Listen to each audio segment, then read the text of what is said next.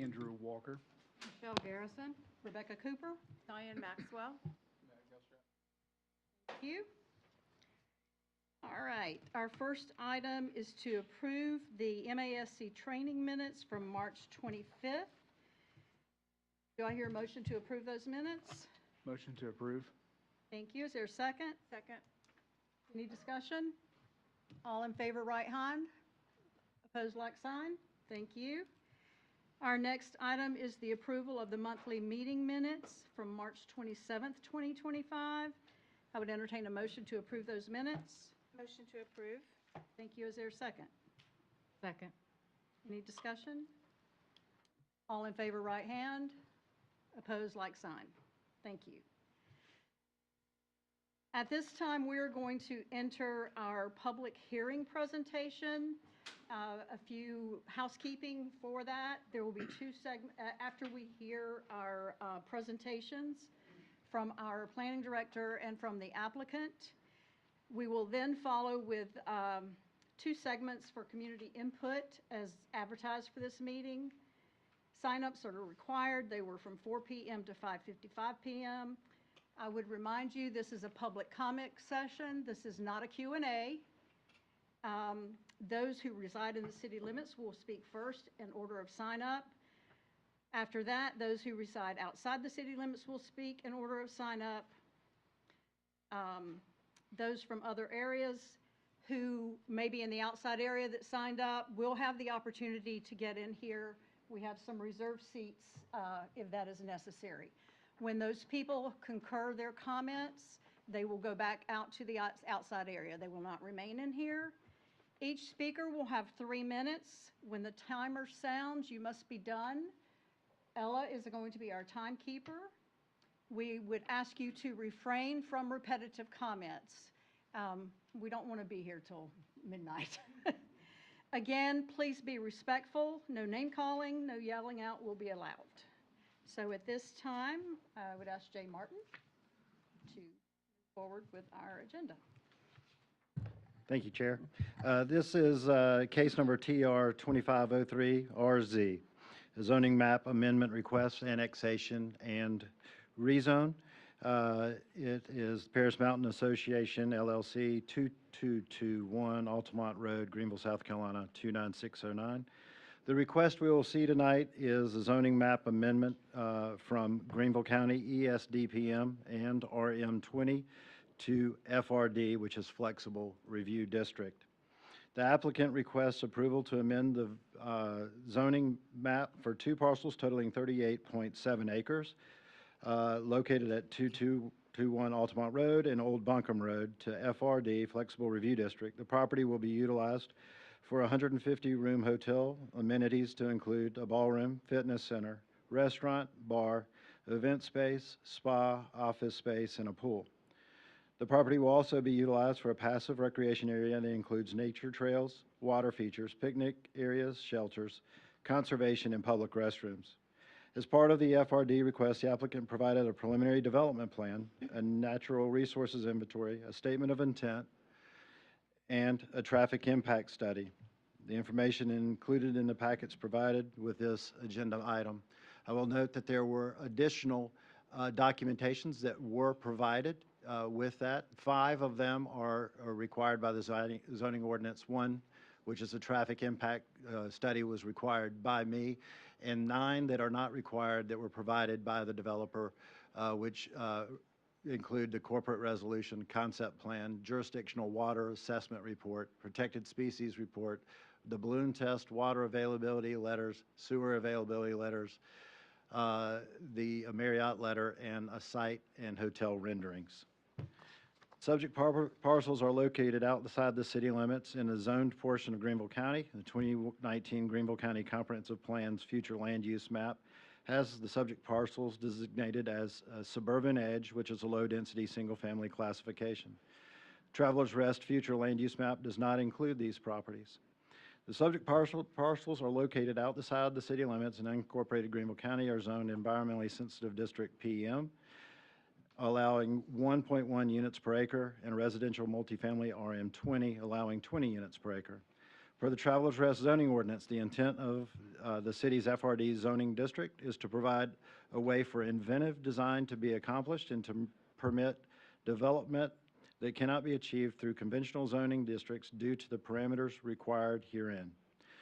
As per the City of Travelers Rest zoning ordinance, section 515, FRD zoning applications require inclusion of preliminary site plan, natural resources inventory, and a statement of intent. With the submittal, this application has been provided as required.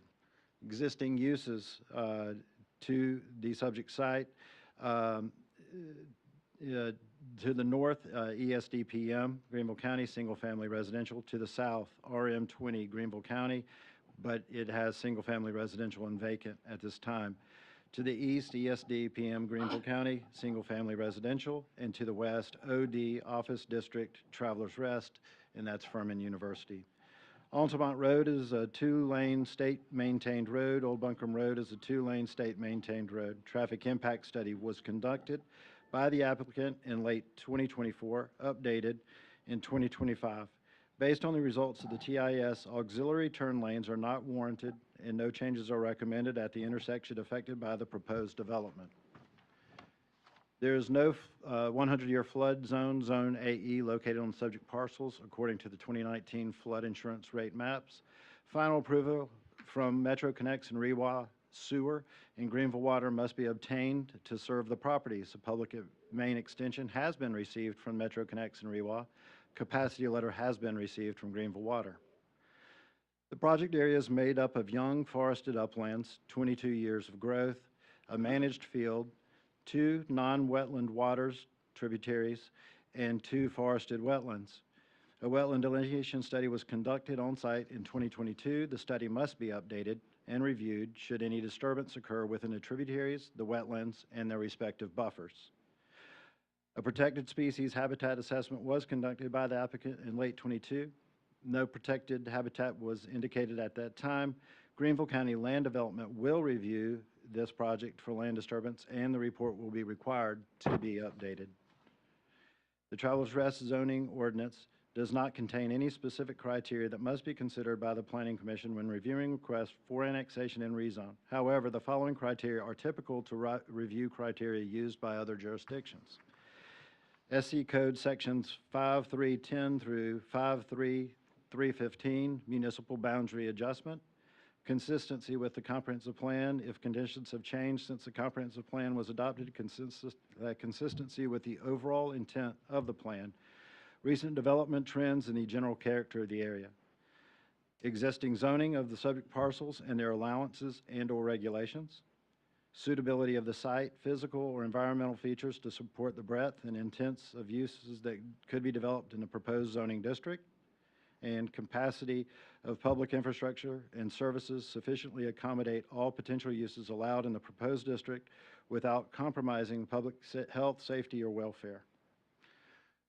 Conclusion, based on the above referenced criteria, staff provides the following findings.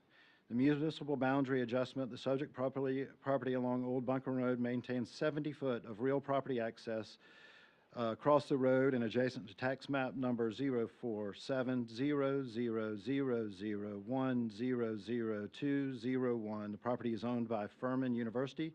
It is zoned OD office and is within the current municipal boundaries of Travelers Rest. Comprehensive plan consistency. The subject parcels are located outside the city limits in a zoned portion of Greenville County. As such, the future land use map does not apply. The comprehensive plan indicates 4 core values and 7 core challenges.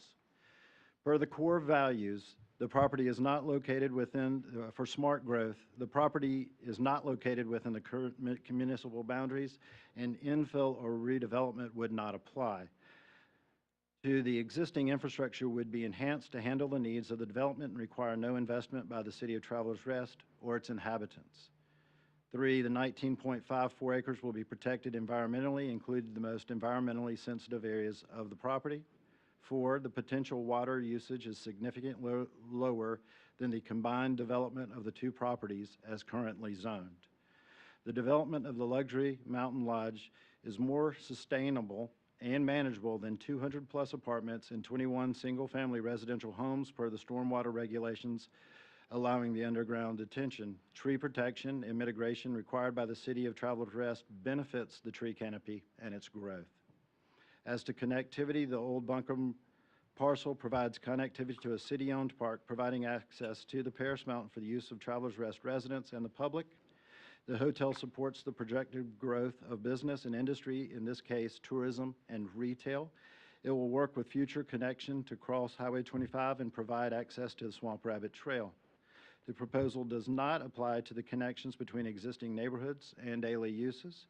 The hotel does provide the opportunity for alternative transportation like the trolley, a shuttle, and services like Uber and Lyft. Arts and culture, the hotel is defined in the statement of intent, is focused on art within the structure, and it provides an opportunity for cultural events within the facility. The proposal does not apply to the development of a Poinsett corridor due to its location.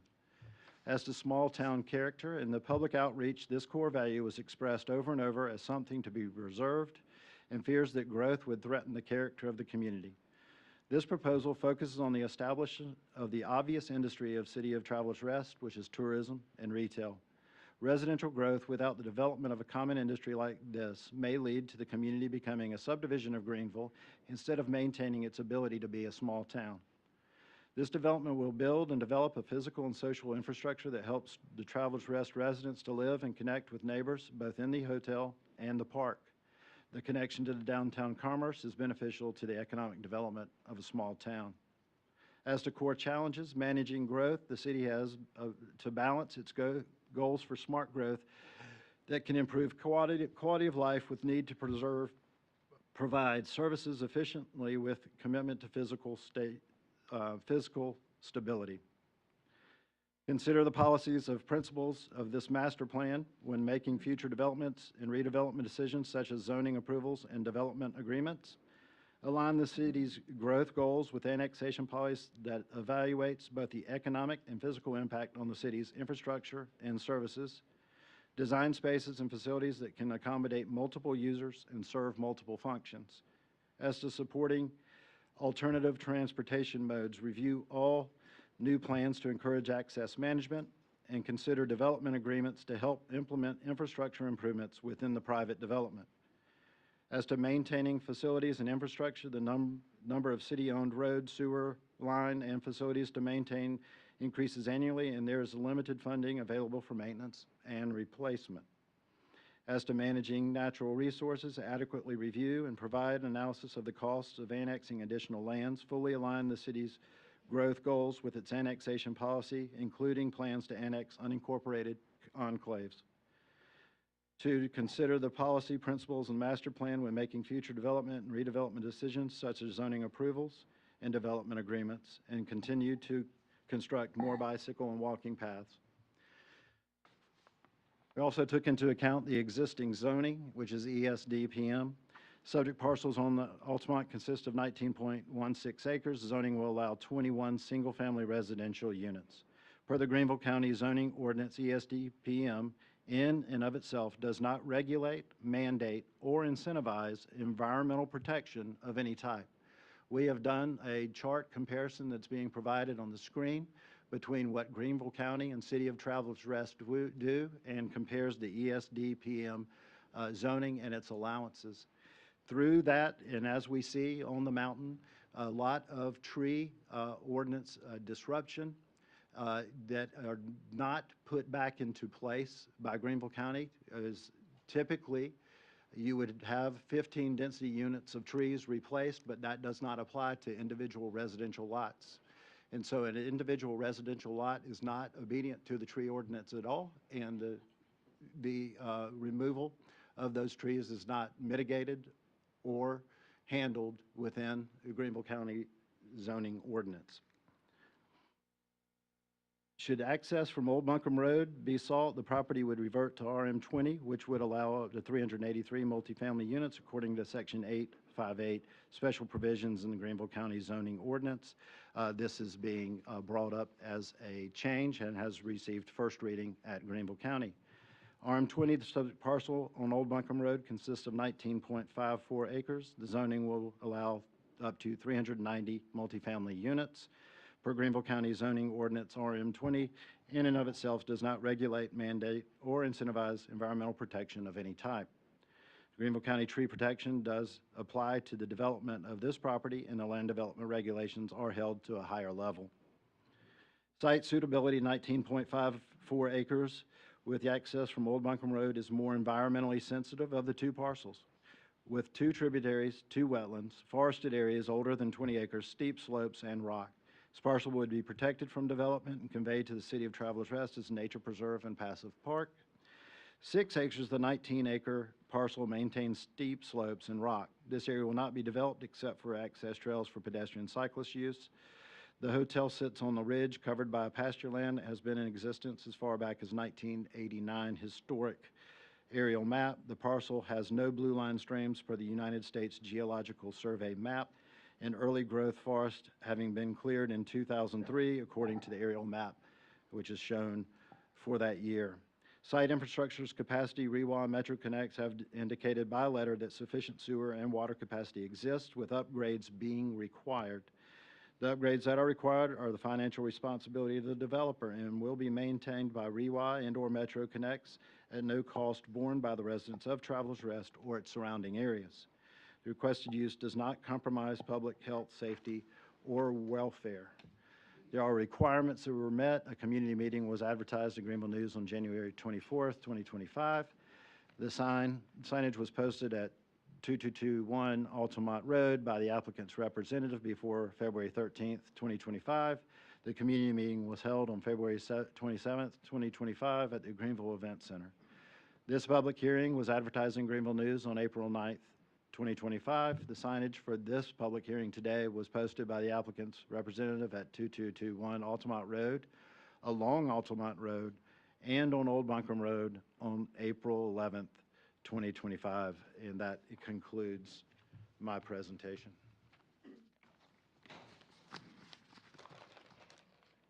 So are we going to come back to you for your recommendation? Yes, that will be after the public hearing. All right, and now we would introduce the applicant, Krut Patel of Paris Mountain Association, LLC, to forward his presentation.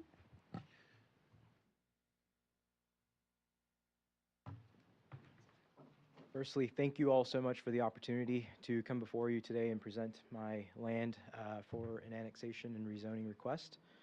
I'm coming before you as the managing partner of Paris Mountain Association and the chief executive officer at Divine Group.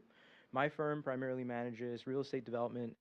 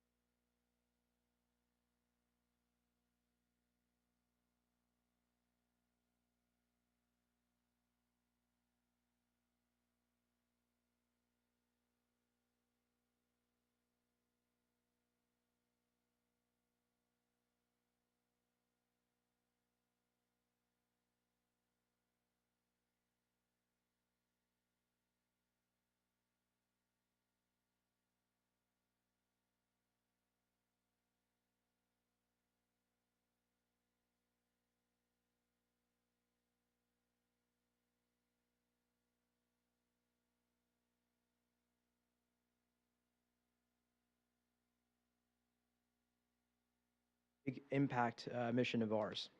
So overall, we're very excited about what that could mean. Currently, and I won't dive into this too much, Mr. Martin did a great job, but what I'm presenting in Zone 1 is currently within Greenville County allows for, single-family development within environmental sensitive district, Paris Mountain. Just as far as restrictions go within that, the word environment, with the exception of being in the title and in the first paragraph, does not exist. It's mostly a development restriction in terms of density. What we are presenting in the flexible review district, obviously, as you've been told, has a much more conclusive process to be able to ensure protections for the environment. But the biggest point that we'd like to point out here is that in a typical development within the county, open space is typically a 25% requirement. We're proposing up to 50% open space here within our development. Within Zone 2, this is our current RM20 development within Greenville County, where multifamily residential development is currently allowable. We are proposing that this zone be dedicated for public preserve and public access. And what you see there, we are proposing as a development firm to construct and donate to the city. And any ongoing maintenance and responsibilities for that park, we are proposing that the hotel would be responsible for the first 10 years of that park's viability. And the thought therein is that the revenues produced by the hotel would help substantiate that ongoing maintenance. This is the current property. As you were told by Mr. Martin, the main property is a pasture land that has been cleared for many years, years before I even was introduced to it, and where we're proposing to develop this hotel actually consists of primarily the open space that you're seeing on site.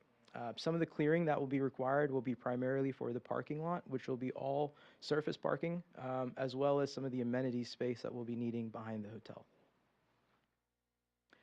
Now, there's been a lot of discussion around the actual location of the property in comparison to the actual, the entire Paris Mountain. And so what I've done here is a elevation shot to show this is about half of Paris Mountain, but the most known half, as you can see, the towers there in the center, is the tallest point of the mountain. The white arrows there on the side is actually where our property is. So as you can tell, as far as elevation, I would say we're closer to the base of the mountain than we are at the top. We did complete a traffic impact analysis, and that traffic impact analysis was thorough in all of our uses and all of the intersections surrounding our property. One of the key things was that the impact analysis was found that it was negligible impact, that to the point where no off-site improvements were recommended due to traffic studies. However, we are working with DOT and have agreed to incorporate additional turn lane in Altamont Road to be able to help additional public safety and site visibility. Our environmental commitment was huge in this. When you look at the current development ordinance in Greenville County, things like building height restrictions and what could be done with building materials, we were very thoughtful in making sure that the project that we bring is something that could conform to the surrounding environment and be good stewards of the space. So what we've done is studied very extensively how can we blend in to the overall mountain as opposed to stick out. And so, one of the key parts of this, obviously, we're restricting the density of what could be allowed, but also, ensuring that all development standards here are in a way that is conducive to good environmental practices. Our community commitment in this one is also big. We've committed to a private foundation that will be funded by the hotel, but furthermore, we've committed to allowing partnerships with our local universities for internships in culinary arts or hospitality management. And being able to provide those real-world experiences, I think, are going to be very important, especially for our next generation here locally. Going back to the design element, this is a two-scale rendering, and I know it's very difficult to see, and that's kind of our point. When you look at this hotel or look at the rendering, I'm sure your eyes are gravitating to the single-family homes or the clear-cutted land for the neighborhoods down below, but our hotel is actually on that, and that is rendered to scale, right? We have limited the building height. What Greenville County allows for up to 75 feet, we have restricted up to 60 feet here from the base to the top, 55 feet at any point to the top. Again, going into design elements, we've done a good, we've tried to incorporate different building materials to ensure earth tones. So stone, woods, and colors were a huge part of our design incorporation. And what you see here is a rendering of what that building could look like. Now, key thing here in our current statement of intent is we are proposing that the City of Travelers Rest has a design review board that would be established and ensure that the final product is in line with the city's vision and our intent that we're showing before you today. For the hotel, we have had communications with several of the major reservation partners, so reservation systems here that exist nationwide. So Marriott, Hilton, and Hyatt have looked at this property, and we have selected Marriott to be our partner here. However, we have not signed any franchise agreements for this particular development just yet, but they have submitted a letter of intent to be able to show that they would be excited to partner with us on this particular project. Now, our experience, now I know I mentioned this in the past, but our executive development team has overseen in the last 10 years over $200 million in real estate development throughout the state, whether that's residential infrastructure work or commercial built-to-suit work or grocery stores. We are experts in forming and collaborating with industry leaders and vendors that have the experience and have the expertise to be able to execute at a very high level. So we, as Divine Group, have engaged a team that are the best particular people in the field, right? From our development director to our COO who handles our finances, we have some of the best people to be able to execute on this project. And now, as far as our hospitality projects go, we do have one, as an executive team principal, we do have one project that is going to be coming live in downtown Spartanburg. That is a Fairfield Marriott new build that should be open in the coming months. And then we have 2 other additional Marriott projects in the pipeline in Clinton, South Carolina. Now, we did host a community meeting earlier this year, and we received a lot of feedback from the community, and a lot of concerns were heard at that time. Some of the biggest things that we heard, first and foremost, was biking safety. Altamont Road is a jewel for the biking community, and we were informed that it is something that they see as a prized possession. And so as a team, we wanted to ensure that we can come up with a plan that does address biking safety and ensure that we are respectful to those that have been enjoying the mountain.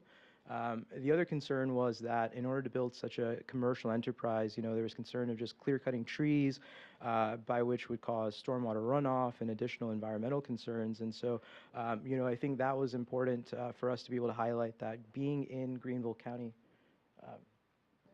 Oh, sorry. All right. No worries. I appreciate the opportunity again. Thank you. Okay, at this time, we will start our public comment. Again, reminders, or each person will have 3 minutes to speak. We encourage not repetitive comment, and this is a comment session, not a Q&A. So at this time, we're going to start with our city residents. We have 3 that are signed up. Are we going to bring those in? Carson, are we going to bring those in all at one time? Call the first 3 and have them ready. Okay, Calvin Elmerding, Matt Brooks, and Cheryl Granero.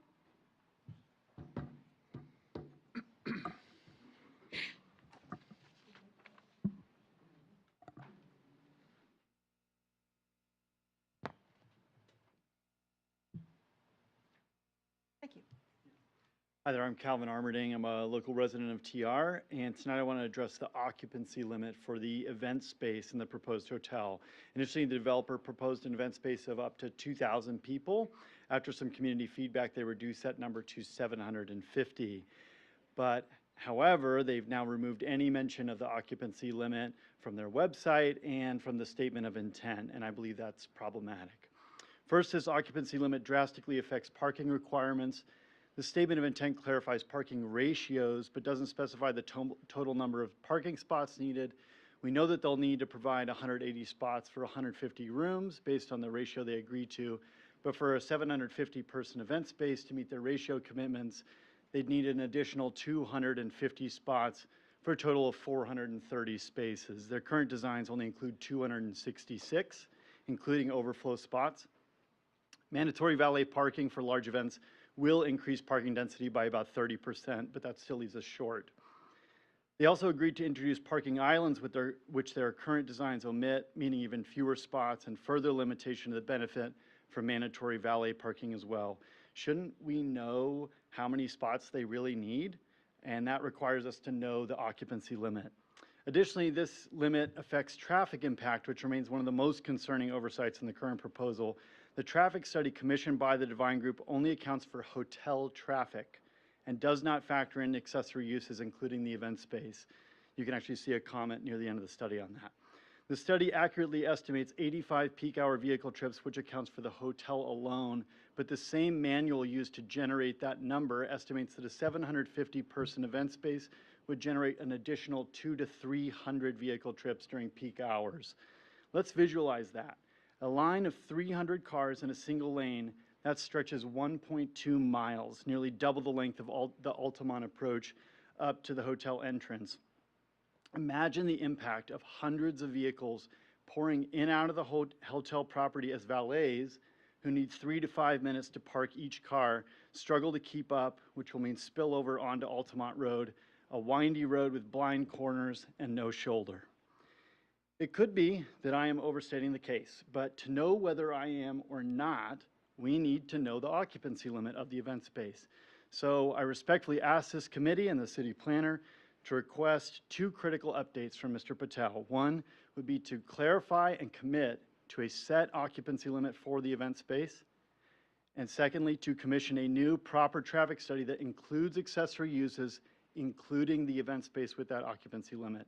These are bare minimum, basic, necessary steps that this committee and to ensure that this committee and the city council have the accurate data to guide decisions that affect us all. Thank you. Good timing.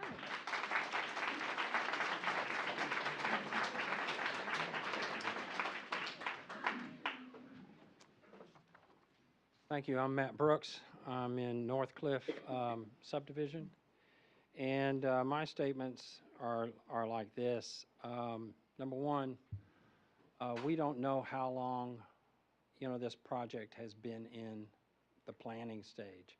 I recently found out that some of our development has been in the works and approved of 30 years ago, and and it's just now beginning to come about. So I think the majority of us are probably seeing this growth and wondering why we don't know anything about it. And then whenever we're told by our representatives, well, it's a development that was approved of 30 years ago.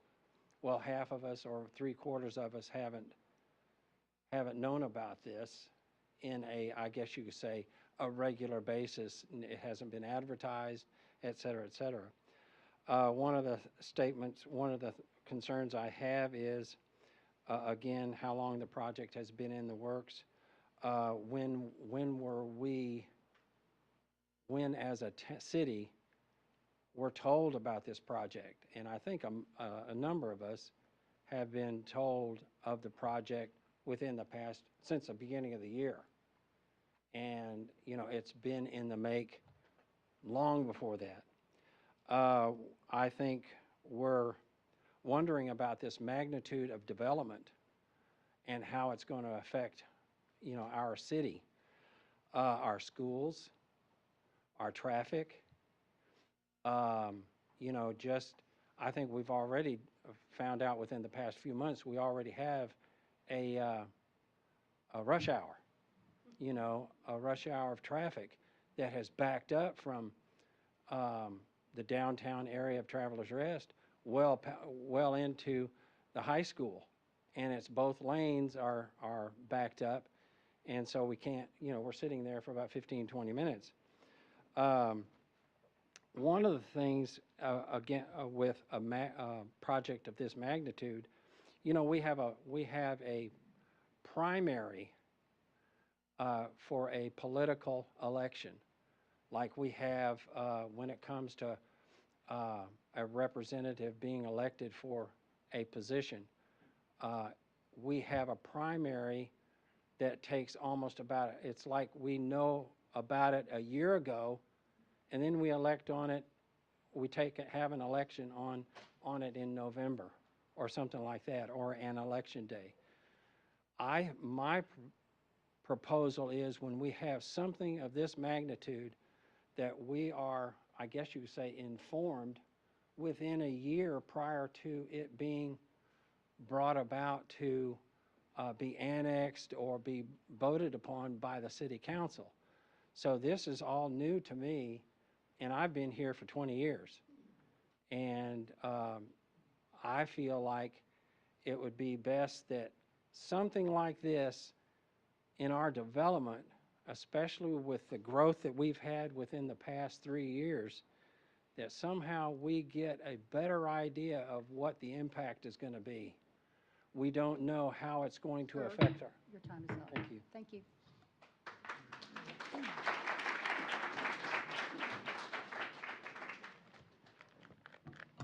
Sorry, I'm a little bit short. There we go. Good evening.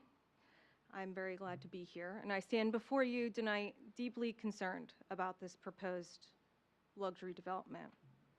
This 150-room hotel and its requiring of the annexation of nearly 40 acres is fundamentally at odds with our community's identity and the small-town character that makes TR unique, me being one of those residents. Our comprehensive plan as a town explicitly calls for smart, community-driven growth, not oversized developments that risk overwhelming our infrastructure. We have to ask, can our roads, utilities, and city services truly support this? We know that most of these roads are state roads, and that makes it extraordinarily difficult to get upgrades or anything that we need because we don't have control over those. And what happens after we set this kind of precedent?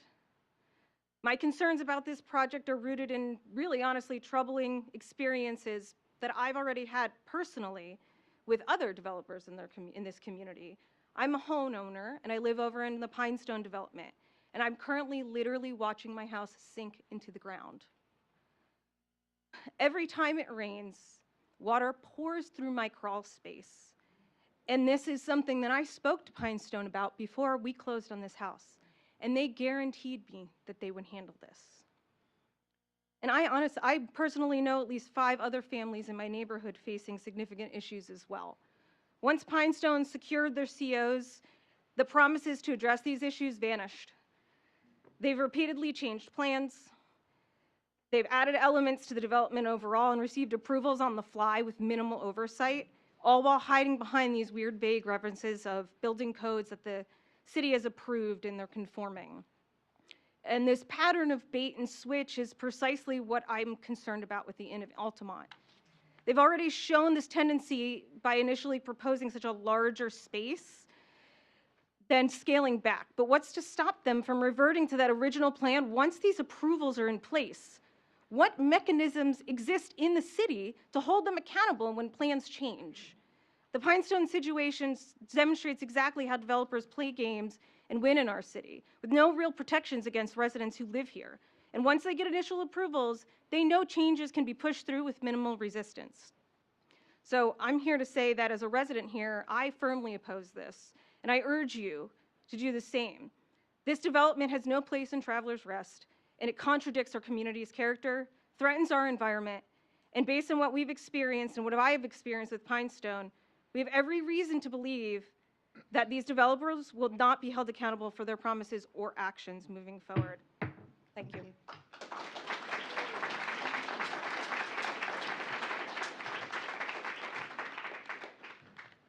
Okay, at this time I would call Tim Edge, David Anderson, and Ben Land.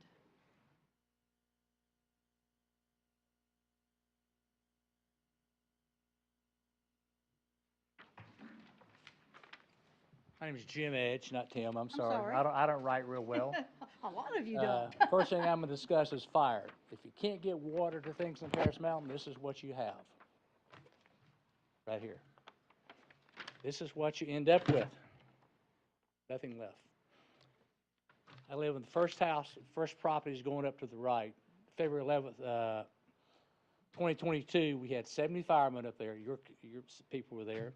6 fire departments up there. This is Altamont Road here. It's blocked for 12 solid hours. This hose going up the road, they had to take it up the road, put it through one truck, 500 feet, and do a, I forget what you call it, and pump it up the driveway 400 more feet through another truck where you could put water in the house. Couldn't get water.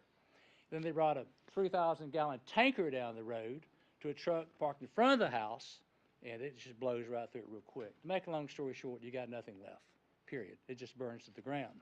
And to answer your question, sir, about how long they've been trying to do this, a few months after the fire, people started trying to buy us out. The lady that sold the property tried to buy us out that very day. She didn't come back anymore. That's all I'm going to say.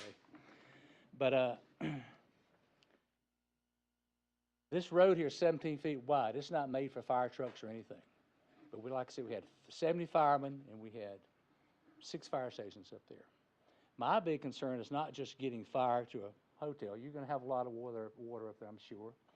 But the park, and once it catches on fire, it's gone. You're not going to stop it. You can have another Table Rock. You got lots of houses up there and everything. This is going to burn to the ground, period. You can't let it burn out like Table Rock. You've got to stop it. My next thing I want to talk about is runoff. Down below the property, now I've seen the nice little flat piece of land up there, but everything goes downhill just like that. Roughly 40 acres of land. And I walk this property down below. Billy Ray Rice lives down below. The big steep ravine is probably close to 100 feet deep. And your flag property is going to come across one of those. And once you bulldoze that, mud and water, everything's going to come off that right down across Billy Ray's big deep ravine to a creek that comes together at the bottom. And all that flows out toward Furman and right down to the Reedy River. And up here in your town, you've got big manholes that say, don't dump in here. It's all going to go to the river. So kind of hypocritical there. But have any of y'all been down there to look at it? Anybody? The very bottom where the ravines are. Have you been down there? Okay. Anybody want to go? Well, if you're going to vote on something and make such an impact and do your job, you need to come down there and look and see it. And I invite the mayor. She's not here, but I invite her down there. Come look and see. Go see what you're going to vote on. Please. Thank you.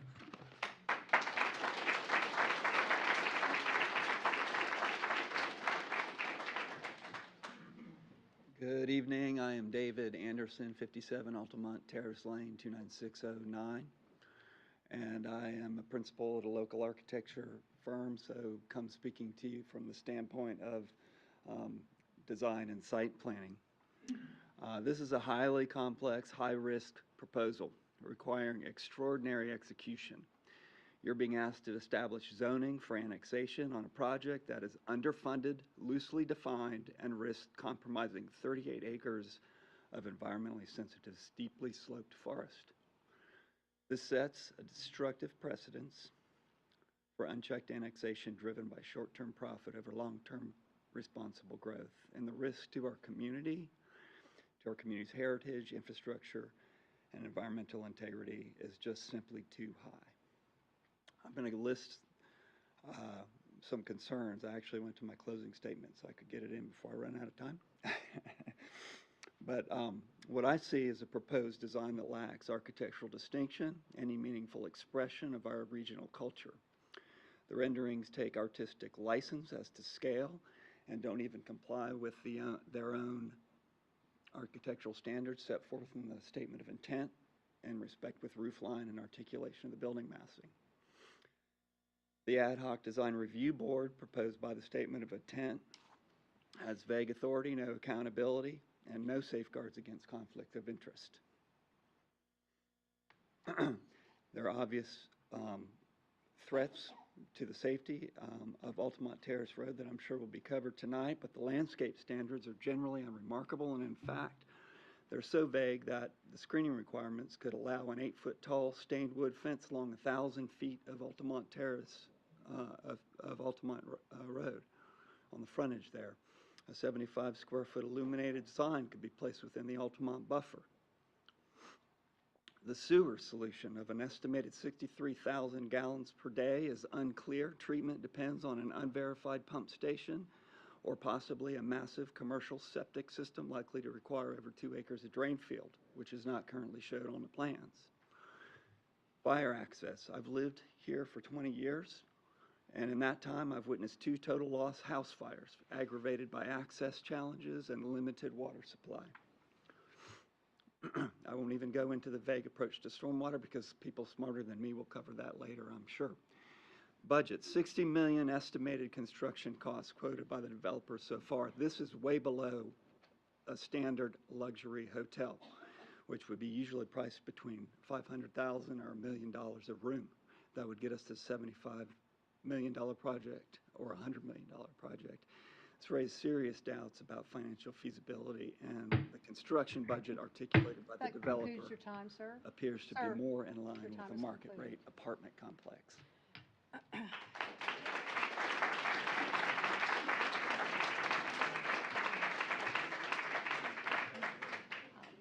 Ben Land? I'm sorry? Forehand writing. Is it possible it's Ben Ali? No.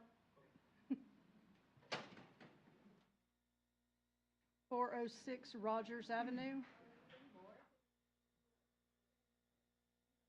Lord, okay. Ben Lord, Philip. Ben Lord.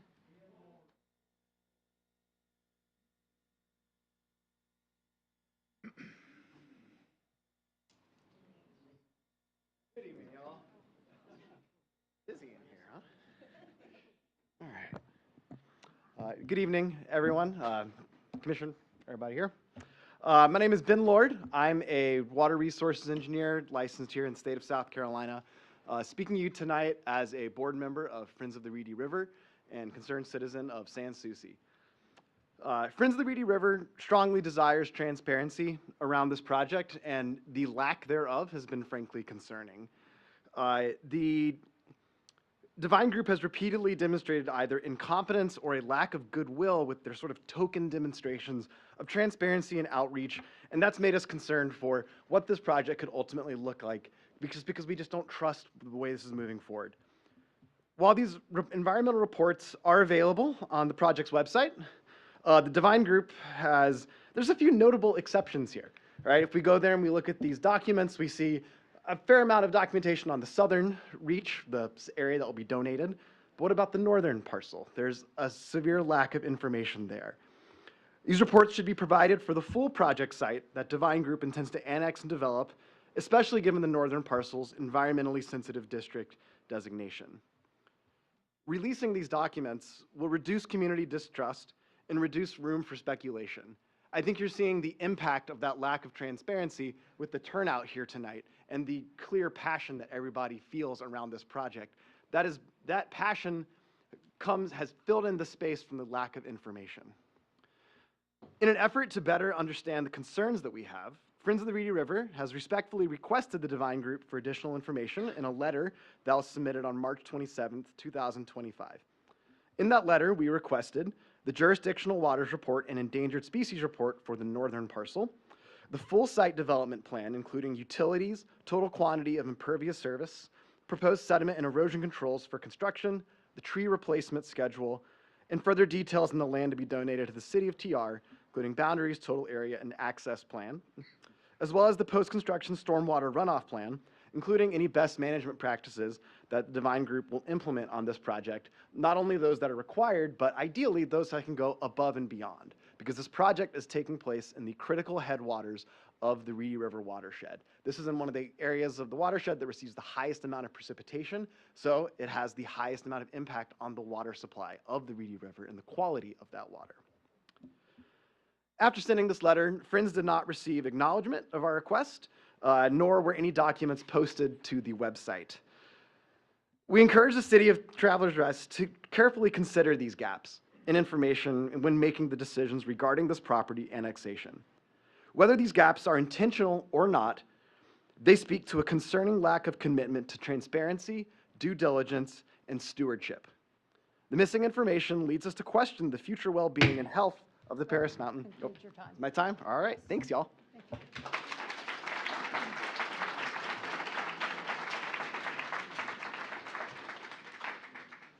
The next three are Rebecca Wade, Johanna Levine, and Sherry Sutton.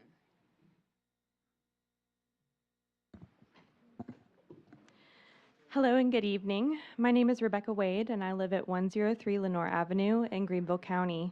I am the Clean Water Specialist at Upstate Forever, and I'm a graduate of Furman University. I've always adored Paris Mountain, and I enjoy spending many of my evenings and weekends at Paris Mountain State Park. It is a staple of my life and my family. Upstate Forever's mission is to protect the most critical lands and waters of the upstate region. We sincerely believe that there are some places so beautiful, ecologically important, and iconic that their highest and best use is their natural state. Paris Mountain is one of those such places. Upstate Forever rarely takes a stand on specific land use disputes. However, given the unique, sensitive, and iconic nature of Paris Mountain, we are urging you to reject this proposal. We have strong concerns that this project, both during and post-construction, will have serious impacts to the sensitive features of Paris Mountain, including the headwaters of the Reedy River, located on the lower project parcel. Given the steep topography of the area and the amount of impervious surfaces to be added to the upper parcel where the hotel and associated parking lots are envisioned, it is difficult to imagine a scenario for which those sensitive headwaters are not negatively and forever impacted. And just while I have a moment just to address what stormwater runoff is, it doesn't just happen because you clear cut or take down trees. It is attributed to any impervious surface that goes into a built structure that allows water to run off and into your waterways, carrying with it pollutants. So just as a little touch on that. In my role at Upstate Forever, I focus on water quality issues, so I'm aware that developers are required to take into measures to control stormwater during and post-construction. I'm also well aware of, and as are many of you, that even with the best of intentions, those measures often fail. We also worry about an approval that could lead to a domino effect of adjacent properties being annexed and rezoned to allow for the development at a far greater intensity than allowed by the current environmentally sensitive district designation, a zoning district that was established in part to protect the environmentally sensitive nature of Paris Mountain by allowing only very low density residential development.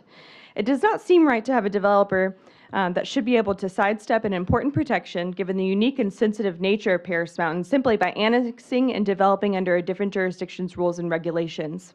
As an organization that advocates for green space, we appreciate the inclusion of a park to be given to Travelers Rest as part of this development proposal. However, from our perspective, a park does not adequately offset the irreparable damage that will likely be done if this project is allowed to proceed. I just want to acknowledge that we understand that your jobs are really difficult and many perspectives need to be weighed as you consider this project proposal. However, we urge you to vote on the side of Paris Mountain in this case, a unique, sensitive, and iconic Greenville County landmark. Thank you.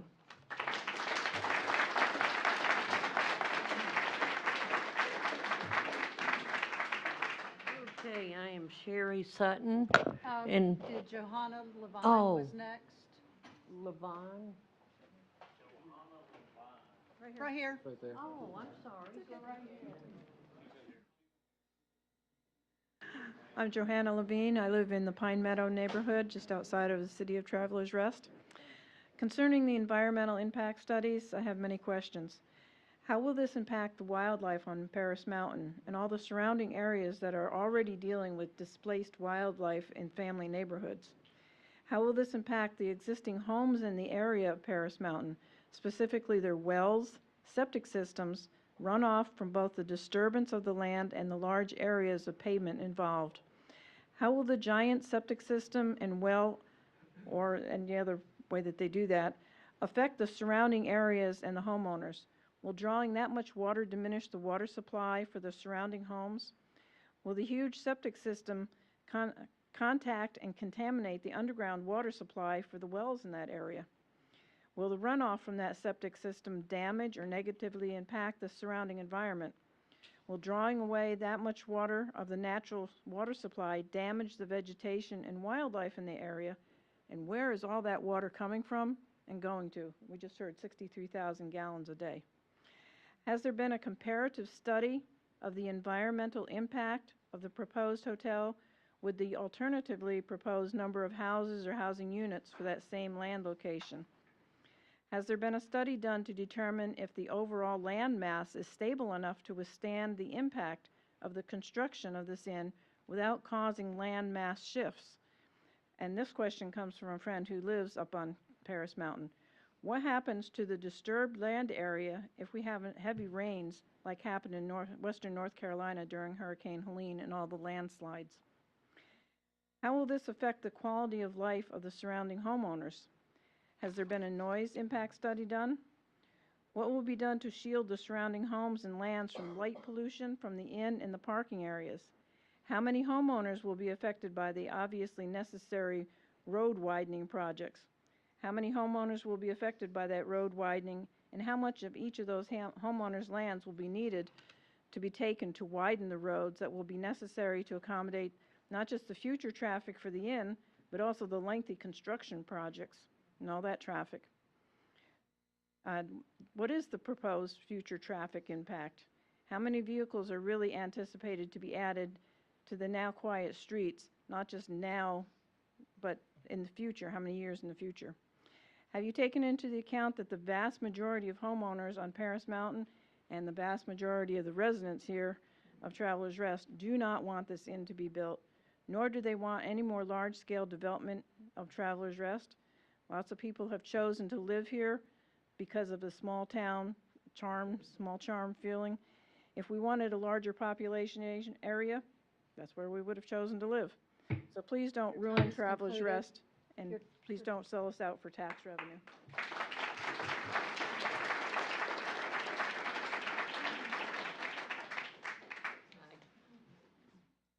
I'm Sherry Sutton again, and I'm going to quote one of my favorite people in the whole world, someone I look up to, and that was former Supreme Justice Ginsburg. And she said, "Speak even if your voice shakes, and say what you have to say when you need to." So I've got a little bit of the shakes going on. What I'd like to say is, first, it's kind of a little negative, and but this is how I saw it happen in Greenville. I'm from Greenville. You know, I don't live up here. I come and visit. I go to Paris Mountain, hike, all that stuff. I don't care how it gets dressed up, the numbers, their studies, their who's Marriott, whatever. No matter how you dress it up, it still comes back to power, money, and greed. Please do not destroy the environmental sensitive land and take away the homes of wildlife, all insects, and destroy this ecosystem and pristine beauty that we so enjoy. The move to approve Altamont Inn saves only the upper middle class to wealthy, because I don't think we have a middle class anymore. That's a different court. And older population to work, visit, etc. There's clearly a spinoff of Greenville. And I was born and raised in Greenville, and I wouldn't tell a soul to move there. You know, it was unsustainable growth, infrastructure, and the same is happening here. You're opening the door if you vote for this. You're opening the door. And just like they've said with the runoff, and my main concern is the environment, the water, and the wildlife. How many black bears are already coming to people's homes, you know, to eat? You know, and y'all may think you can live without the earth and its wildlife. As Chief Seattle said, we don't own the earth, it owns us. You know, and I'll end with that and ask that you vote with your heart and not with your wallets or pocketbooks. Thank you.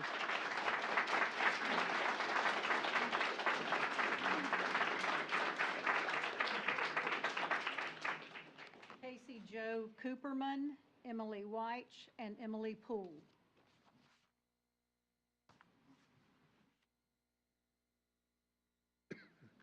Good evening. My name is Casey Jo Cooperman, and I'm here tonight not just on my own behalf, but on behalf of over 13,000 online petition supporters and more than 700 residents of the city of Travelers Rest who signed our paper petition in person. When I started the petition, I thought maybe 200 people would sign, just enough to show there was some concern. I had no idea it would grow into a movement, but it did, because people care about this mountain, they care about this town, and they care about this moment. In the past several weeks, we've walked neighborhoods, knocked on doors, and spoken with people from all walks of life. Longtime residents, newcomers, families, teachers, cyclists, small business owners, retirees. And while the reasons may differ, environmental, economic, safety, cultural, the message is the same. This is not the right project and this is not the right place. Let me share just a few of their voices. Danielle from the city of Travelers Rest said, I've lived in Travelers Rest for over 25 years. We've watched the town grow, and not all growth is bad, but this isn't for us. It's for someone else's bottom line. Eric from the city of Travelers Rest said, we moved to TR because it was quiet, green, and grounded. A resort on the mountain will change the energy of the place completely. It's not progress, it's displacement. Luke from Greenville said, Paris Mountain and Altamont Road are massive draws for their peaceful residential feel and acres of natural landscape. This development will significantly increase traffic, endanger cyclists, and erode the fabric of what makes this place special. An anonymous TR business owner said, as a small business owner in Travelers Rest, I support smart growth, but not a resort that changes the very spirit of our town. And on a personal note, I've spent my whole life here. And while I do not live on Paris Mountain, I've come to love it fiercely.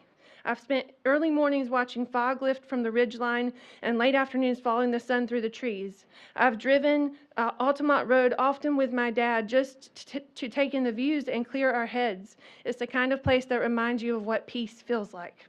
But it's not just the mountain that would change. A resort like this spills into the town, bringing traffic, straining infrastructure, and shifting who this place is for. Replacing birdsong with construction noise, starlight with parking lot glow, and quiet solitude with shuttle buses and valet lines chips away at the small town spirit Travelers Rest has worked so hard to protect. And tonight, I'm also speaking for everyone here wearing red. We didn't choose this color to intimidate or divide. We chose it because we care. Red means urgency, not anger. Unity, not hate. It's how we say we're here, we're paying attention, and we stand together. Transparency and trust in public decision-making matters. We ask not just to be heard, but to be considered and included. So on behalf of thousands of your neighbors, I ask this commission, please do not annex this property. Do not rezone it. Stand with the people who live here and love it. Please protect this mountain.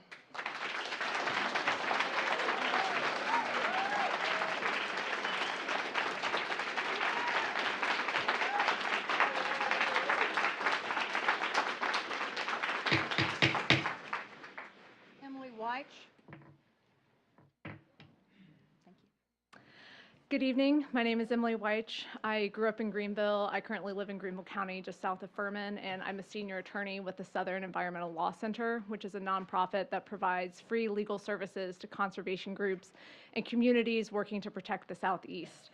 You have already heard about the numerous problems with the proposed annexation of Paris Mountain property and development of the Altamont Inn, and we share many of those, but I'm going to focus on 3. First, the annexation and rezoning is not consistent with the Travelers Rest Comprehensive Plan. A recurring theme throughout the plan is the desire to prioritize infill and redevelopment while conserving natural resources. The annexation of largely undeveloped property far from the heart of Travelers Rest to develop a large hotel in an environmentally sensitive area is the opposite of that principle. Not only would proceeding with this annexation and development violate the principles of the comprehensive plan, it would also undermine the city's commitment to smart growth, preserving small town charm, and listening to local residents. Second, as you have already heard and will continue to hear throughout this evening, this annexation and development will permanently degrade Paris Mountain. Despite what the developer claims, a commercial development and 750-person event space will result in a significant increase in traffic. It will permanently destroy streams, including the headwaters of the Reedy River, and it will permanently destroy wildlife and plant habitat not only on the developed property, but also on the surrounding properties from stormwater runoff, erosion, noise pollution, and light pollution. I have been in the environmental law field for almost 10 years now, and I've reviewed many environmental studies and application materials, and the developer's application materials do not address these issues adequately. There's a lack of detail, there's missing information, and there are numerous inaccuracies throughout the environmental application materials. This just highlights what little concern they have for the cherished and fragile natural resources of Paris Mountain. Third, please do not let the developer's threat of building something worse on this property persuade you. This is a tactic repeatedly used by developers to scare decision makers into approving their preferred plan and to silence local residents. We see it across the state all of the time. And as a region, we should be working to protect, celebrate, and enjoy Paris Mountain, not accommodate a developer who threatens to do something worse if he does not get his way.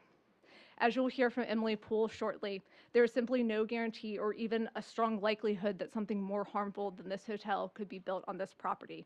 There will be numerous required environmental permits and approvals, any of which could be denied for good reason throughout the process. If we let this argument persuade us, we would be opening up the whole of Paris Mountain to commercial development based on an unproven and speculative threat by a developer with an interest in getting his development approved. For these reasons and others, I urge you to deny the applications to annex and rezone these parcels. Thank you.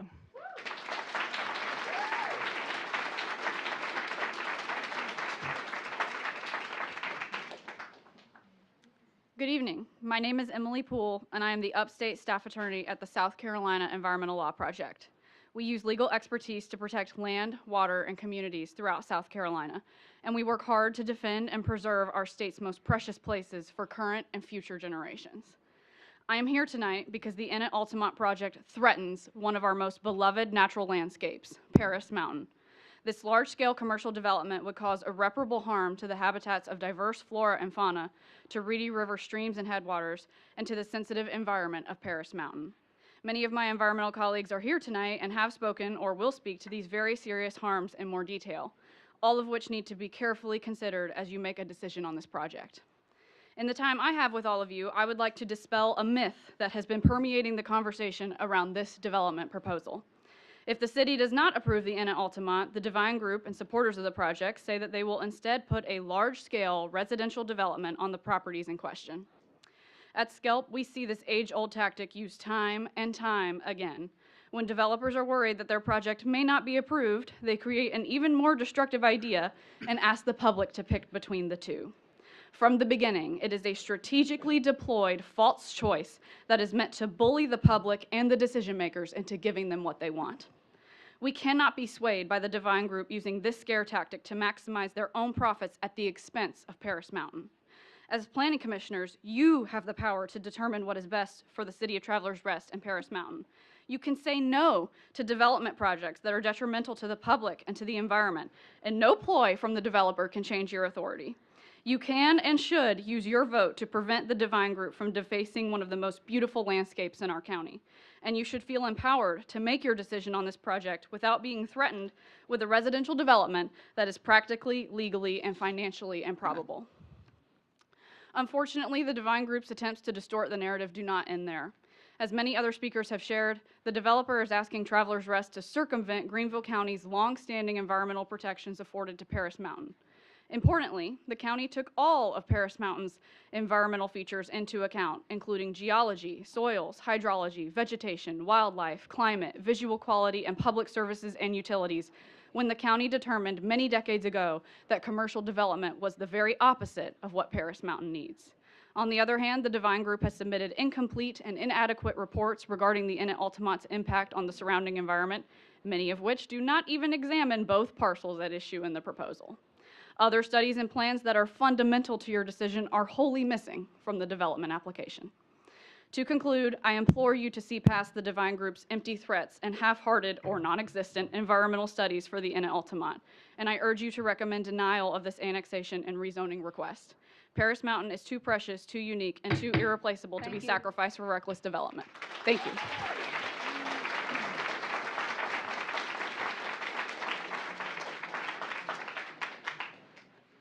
Sarah Timmons, I can't read this name, whoever lives at 5 New Altamont Terrace. I was holding a 3-year-old when I was writing my name. Okay, okay. And then Meredith Rigdon. Good evening. My name is Sarah Timmons. I am a Greenville native and an attorney representing the landowners that filed the protest, along with many individuals opposing this development, many of whom are here today. The protest that has been submitted on Monday and is in your possession addresses several serious concerns With this development in detail, these issues are important and complicated and require time, a lot of which you're seeing here tonight, and it's here right here. Before I get into the merits of some of the legal concerns I have with this, I would note that some of the findings that I heard in that report are deeply concerning, considering the fact that we have a chart showing the comparison between the environmental sensitive district and what you guys have here today.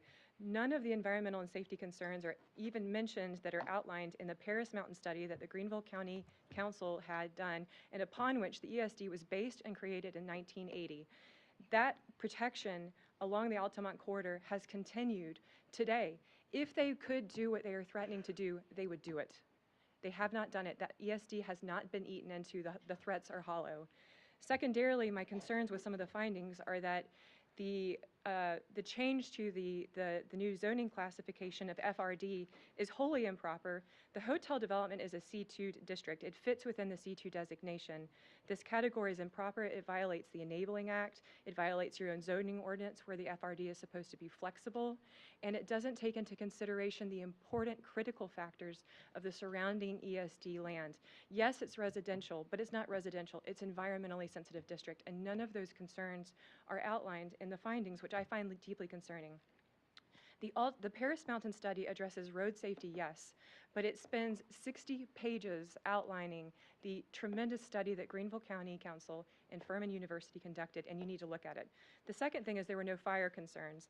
I have put all of these reports in this binder for you guys to take a look at, but Greenville County Council conducted the Paris Mountain fire study, which found that it was a sitting tinderbox years ago, before Hurricane Helene.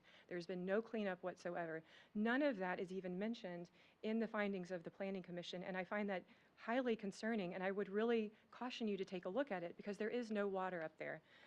Finally, this zoning classification and annexation constitutes spot zoning. It does not take into account whatsoever the surrounding land, the tremendous damage that would happen to the public at large. It is where spot zoning is improper, where you grab a piece of property and it's completely inconsistent with any of the surrounding land, much to the detriment. It relaxes all of the classifications. And it's not true. The FRD zoning classification is also incredibly concerning because it doesn't outline any criteria. You don't have a current design review board sitting in place. There is no discussion over the concerns that the developer has not built a hotel like this on a mountain. And I would urge you to please consider that. That's all. I'm sorry. You're welcome. Thank you.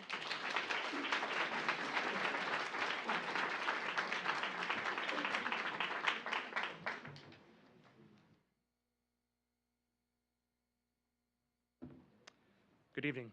My name is Ben Allier, and I'm a resident at 5 New Altamont Terrace. That's right at the corner of the neighborhood of Altamont Terrace and Altamont Road. I was in every single one of those satellite images that are showing of the property. My front door is about 100 feet from where the parking lot for this project would be built. Despite my physical location and proximity to this potential development, my biggest concern, and what I want to talk to this committee about tonight, is the hotel's financial details, specifically the tax revenue projections. I've heard the claim by Mr. Patel and the other representatives from the Divine Group of what this would be. I am not a tax expert. I work at a bank as a business insights data analyst.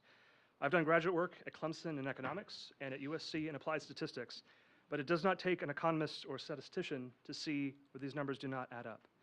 Mr. Patel has claimed, to members of this planning commission and to the full city council in executive session that this project will bring in close to $3 million a year in tax revenue. That number is simply not true. I feel confident making this statement because thanks to FOIA requests, I've read the documents used to make these projections. I've seen the PowerPoint that was used in the executive session on December 9th to the full city council. I've studied the economic analysis that underlies the financial claim. It comes from this report that was sent to some of the members of this planning committee by the Divine Group in the fall. It was conducted by the Norton Consulting Group, and it details hotel revenue estimates, and it talks about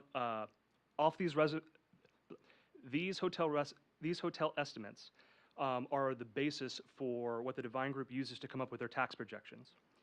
Time does not permit me at this venue to go into detail explaining how each number was calculated. However, over the course of last week, I've made a series of videos and posted them on Facebook.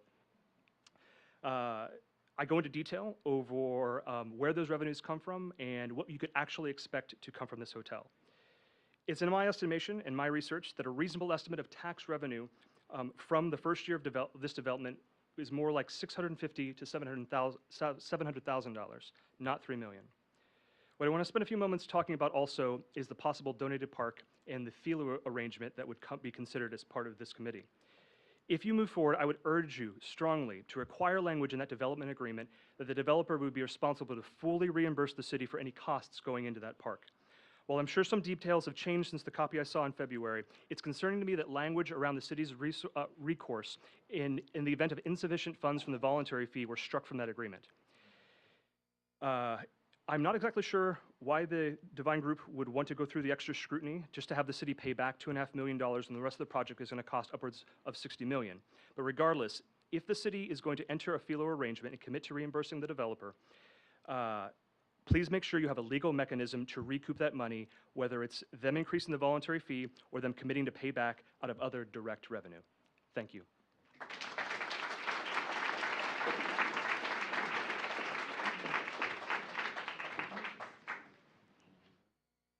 My name is Meredith Rigdon. I'm a neighbor of Paris Mountain, a realtor whose livelihood is significantly dependent on the viability and attractiveness of this area, a bike guide for Travelers Rest, very own Hotel Domestique, and a member of the Greenville Spinners Bicycle Club.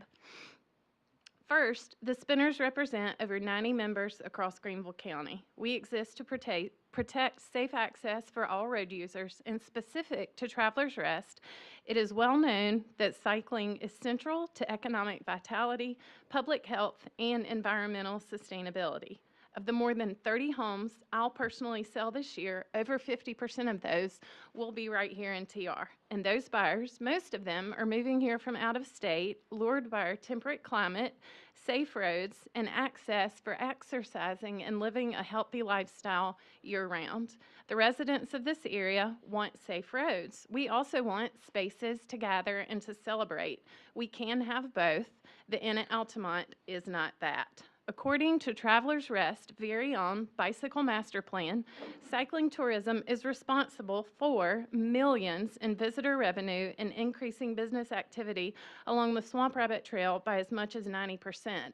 Just last week, I guided a gentleman who was visiting here on his vacation from the state of Massachusetts. We rode from Hotel Domestique by bike into Travelers Rest, and we climbed Pierce Mountain and went to the top of Altamont Road. We did it safely, and it was probably the best part of his vacation here from Massachusetts.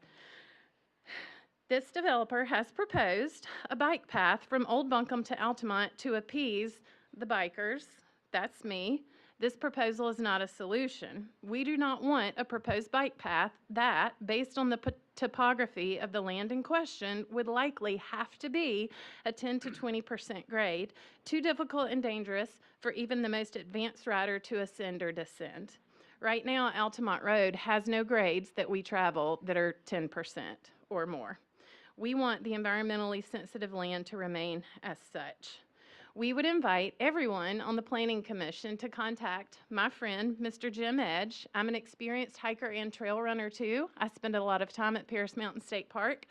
I could not get to the bottom of the gorge and the bottom of the property that neighbors where this park would be proposed. I would hope that before you vote, you'll see that property. There are strong opinions about me and my spandex-clad friends when we take to the roads. We do it because we're training for races and events, also because I want to be a better mom to my kids.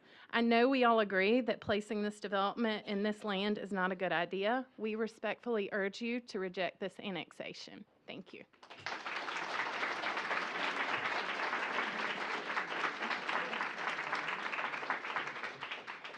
Audrey Payson, Robert Hanley, and Carol Hammond are the next up. Good evening. I'm the fourth attorney to speak against this project. So let's talk about the 900-pound gorilla in the room. You know what lawyers do.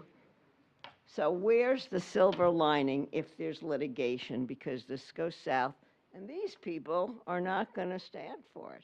Let's talk about it. There is no evidence that the annexation of Furman was completely on all fours. That will be an issue to be litigated. The state Supreme Court has decided if there was a nefarious annexation, you can't bootstrap new annexation based on the bad old annexation. That's a few $100,000 worth of litigation fees. Nobody should waste money on attorney's fees ever. But let's talk about part two. Let's say it was a good annexation. You got another problem here, folks. It's called the South Carolina Local Government Comprehensive Planning Enabling Act, 629-310 et sec. Guess what? You have a comprehensive plan under that act. So does Greenville County. Your annexation eviscerates Greenville County's comprehensive plan. How do you think that gets decided by the state Supreme Court? You think they ignore one statute completely in favor of another?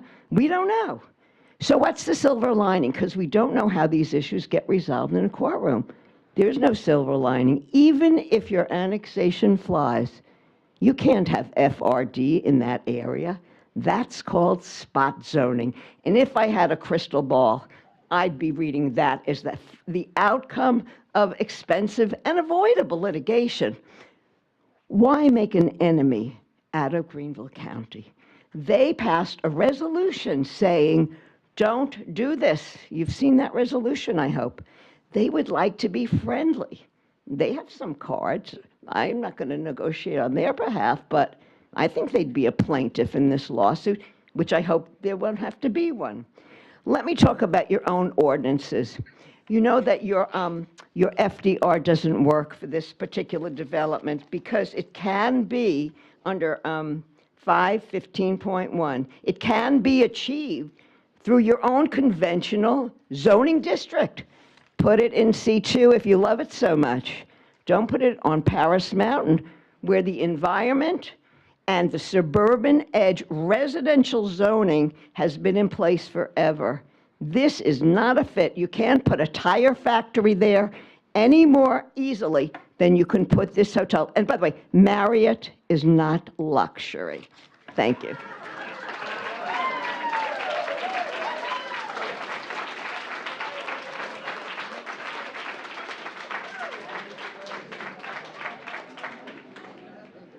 Good evening, and thank you for your attention. My name is Robert Hanley. I live in the city of Greenville in the Reedy River watershed, and I'm here as a board member emeritus of Friends of the Reedy River. You've heard a number of concerns tonight, and I would just like to highlight a couple of them again. And I realize you don't want it repetition, but the application says there will be a 36,000 gallon per day lift station built to service the hotel, which only requires 26,000 gallons per day. Why would the developer want an extra 10,000 gallons per day, which is enough capacity for about 25 houses? Where do you think those 25 houses are going to go? Maybe on the rest of that site that's going to be developed for hotel? There's certainly room for it, and your planning would allow for that. There's this concern about a septic tank. That's one of the confusions. Is the developer going to include septic tank for parcel service or not? Is it all going to be sewered? You should have those questions answered before you make this decision.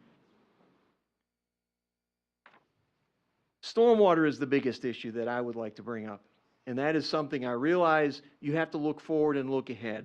Stormwater falls on that property right now in mostly a pervious area. That means the water hits the soil, infiltrates down, and then percolates and allows the trees and the vegetation downslope to grow. What's going to happen during construction? Sure, some of the site's not going to be developed, but a lot of that site will be, and it's the highest part of the site. And if that site is not properly managed during construction, where do you think that soil is going to go? It's not going to stay on the top of the hill. It's going to run downhill. Some of it will run down onto Altamont Road. Some of it will run down the other way. You are in the headwaters of the Reedy River. We, Friends of the Reedy River, would like Travelers Rest to remember that what you do up here goes downstream through Greenville all the way down to Lake Greenwood. And we would ask that you consider that what you are deliberating tonight will affect the Reedy River, not just here in Travelers Rest, not just at the base of Paris Mountain, but all the way down to Lake Greenwood. After construction, there will still be stormwater runoff. And what's going to happen? If that stormwater runoff is concentrated and driven through your park, the park, there's going to be erosion in there. It's going to require maintenance. It's going to be expensive to maintain that road with a possible 10% grade from Old Buncombe Road up to the park. That's what you need to think about as you are looking to the future and making this deliberation. We would like you to consider that carefully, and please review what the developer is telling you and listen to these comments that you're receiving tonight. Thank you for your time.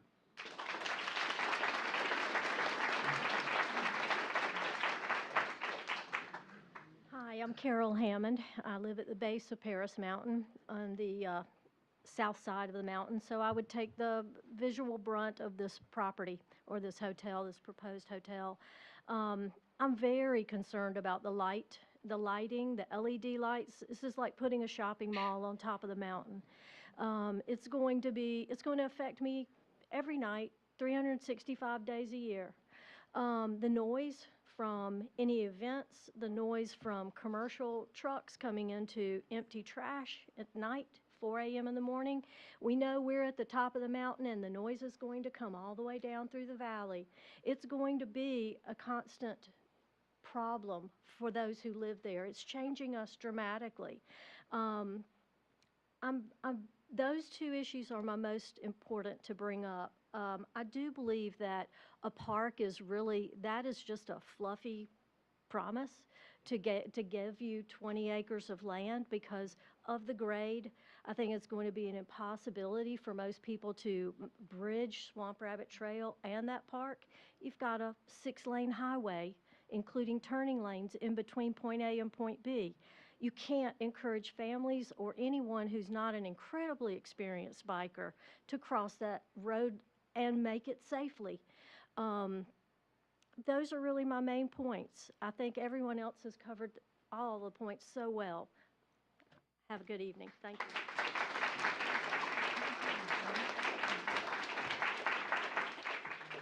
William Courtwright, Tara Rowland, and Rick Huffman.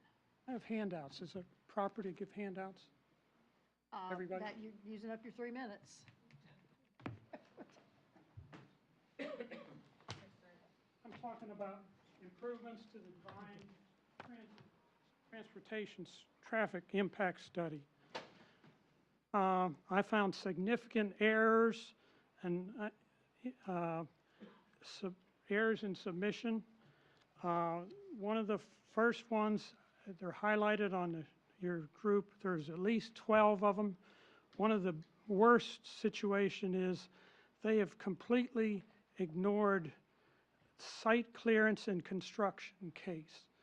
They have scenarios in their process where here's the existing case, they put a growth factor onto it, and then they say this is the hotel case.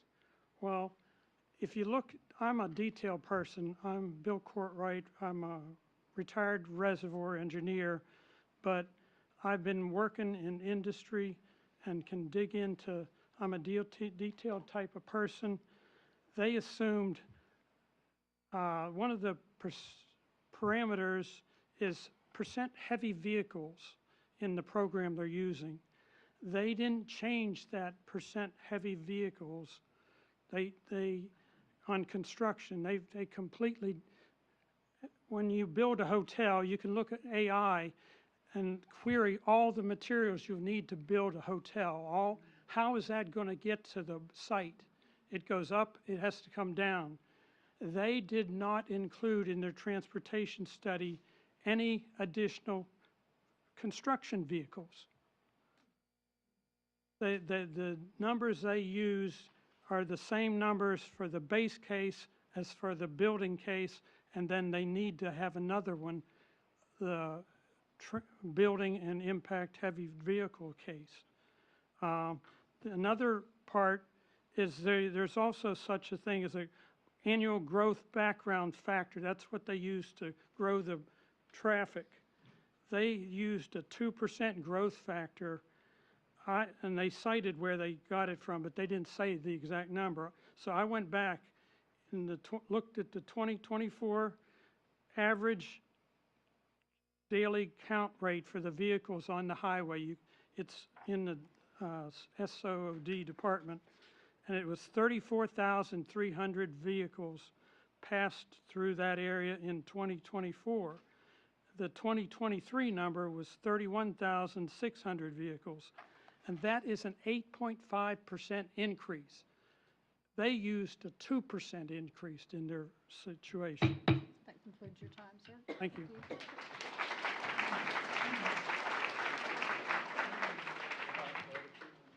Tara Rowland and Rick Huffman.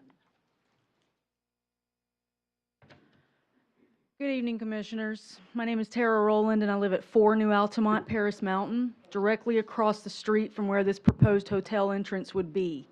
If this hotel gets built, I would see a parking lot, a rooftop bar, and fluorescent lights looking down on my house and my children's swing set. I'm speaking as a neighbor, a parent, and a voice for a tight-knit residential neighborhood community that has quietly existed in peace until now. Our neighborhood is a living, breathing mosaic of people from all walks of life. We're more than a zip code. We have grandparents and retirees, homeschoolers and working parents, children. 30 children live in our neighborhood. 30. That's 2 streets.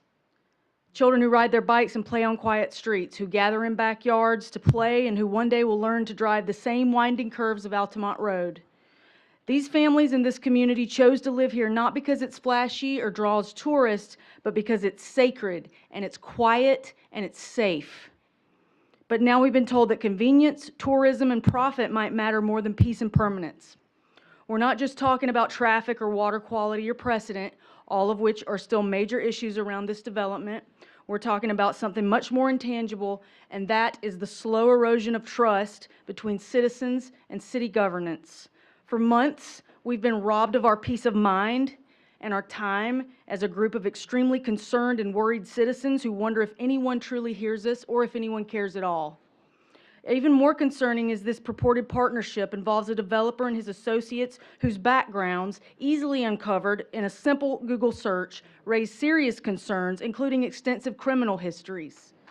It terrifies me to think that these people may be running a business that overlooks my house. The people in this area who oppose this development are not your enemies, and we're not your opposition. Some of us are your constituents. All of us are your neighbors. Many of us are the very people you were elected to represent. To reduce our concerns to a nuisance or an obstacle and to treat us as pariahs is not just dismissive, it's very wrong. We have already lost too much time and peace of mind, and I'm standing here tonight asking you not to take any more from your neighbors. Not to take the quiet joy of our children stargazing, not to take the safe road a teenager will someday learn to drive, and not to turn our home and our neighborhood into a commercial corridor. I am asking you for empathy to think of your own neighborhoods and your own children and your own grandchildren. We're not against progress, but there's a difference between progress and encroachment. This hotel doesn't belong in a residential area, and deep down, I think you know that. Please listen to the people who will live with this decision long after that ribbon gets cut. Preserve what makes Paris Mountain special, not just for us, but for your neighbors in your community and the children who are just beginning to call this place home. Please, thank you.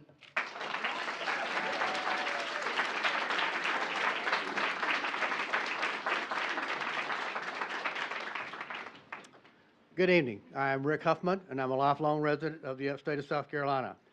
Thank you for the honor of speaking. As State Advocacy Chair and Upstate President, I rise on behalf of the South Carolina Native Plant Society.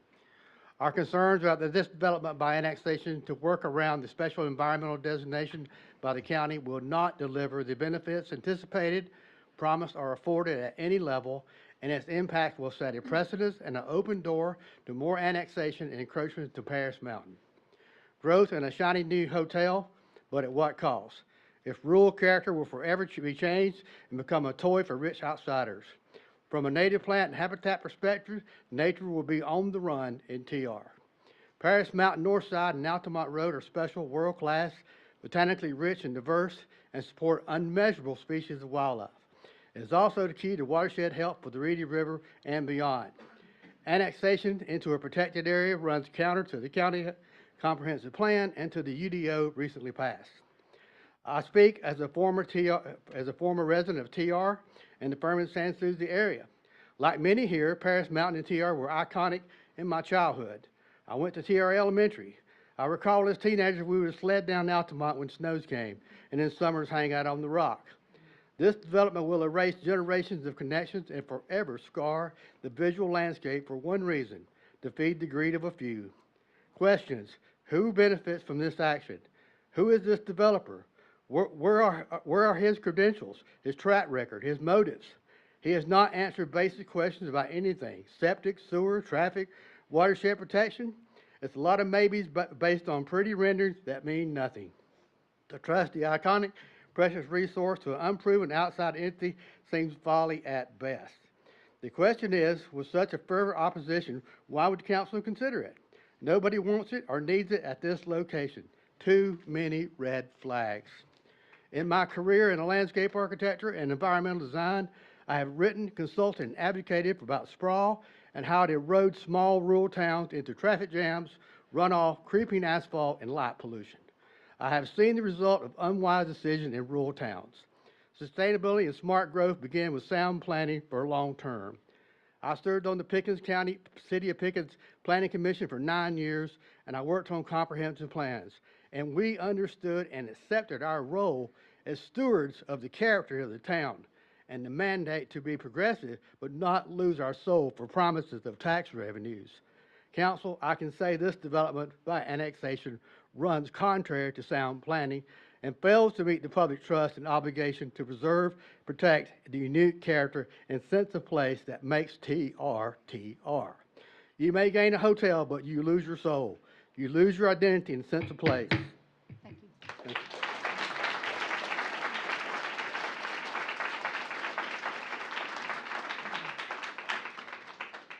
If I call your name, if you'll stand so we know you're in the room and we don't have to go look for you. Frank Holloman, Barbara Allen, and Melanie Ruhlman. Madam Chairman and members of the commission, I'm happy to be here. My name is Frank Holloman. I've lived in this immediate area since I came to Furman University over a half century ago. And I'm here to talk to you in two capacities. One, as president of Natural Land Trust. We are the land trust that's worked for 52 years to protect our Blue Ridge Mountains and special places in the Piedmont. I'm also here to talk to you as a friend of this planning commission and of the town of Travelers Rest. On 2 occasions, I and Natural Land Trust have worked with the commission to deal with some of the environmental problems of 2 different developments. And right now we are putting together and restoring a new Heritage Trust site at the corner of Coleman Road and East Bowers Road. It was an issue not long ago. I was out there working myself yesterday. Our members of our organization helped to create the Swamp Rabbit Trail. I myself negotiated the acquisition of almost 2 miles of it between here and Marietta. We've conserved properties around Travelers Rest, and more to the point here, we've added hundreds of acres to Paris Mountain State Park, including this very, what we call the Furman face of Paris Mountain. I've sent you one letter to the commission, one letter to the city council that you all have that lays out our specific concerns. So I won't repeat those. But as president of Natural Land Trust and as a friend of the commission and of the town, I want to make one major point. It would be a terrible mistake that would do irreparable harm to the reputation, wonderful reputation, of this city and this town and its community if this proposal was adopted and approved. Let me just stand back for a minute and look at it. This is a proposal for what is really an acrobatic annexation, jumping over 2 highways. It is an express effort to use the town and this commission to erase environmental protections that would otherwise apply. And it would do irreparable harm to the ecology of Paris Mountain. And let me make one thing clear. You do not conserve Paris Mountain by building a big hotel on the side of it. That is 2 inconsistent things. And I just have to say, as a friend, just look at it in the big picture. It is hard to overstate the damage that would be done to the reputation of this town if this proposal were adopted. So I urge you, as a friend, somebody's worked with you for years, please reject this proposal.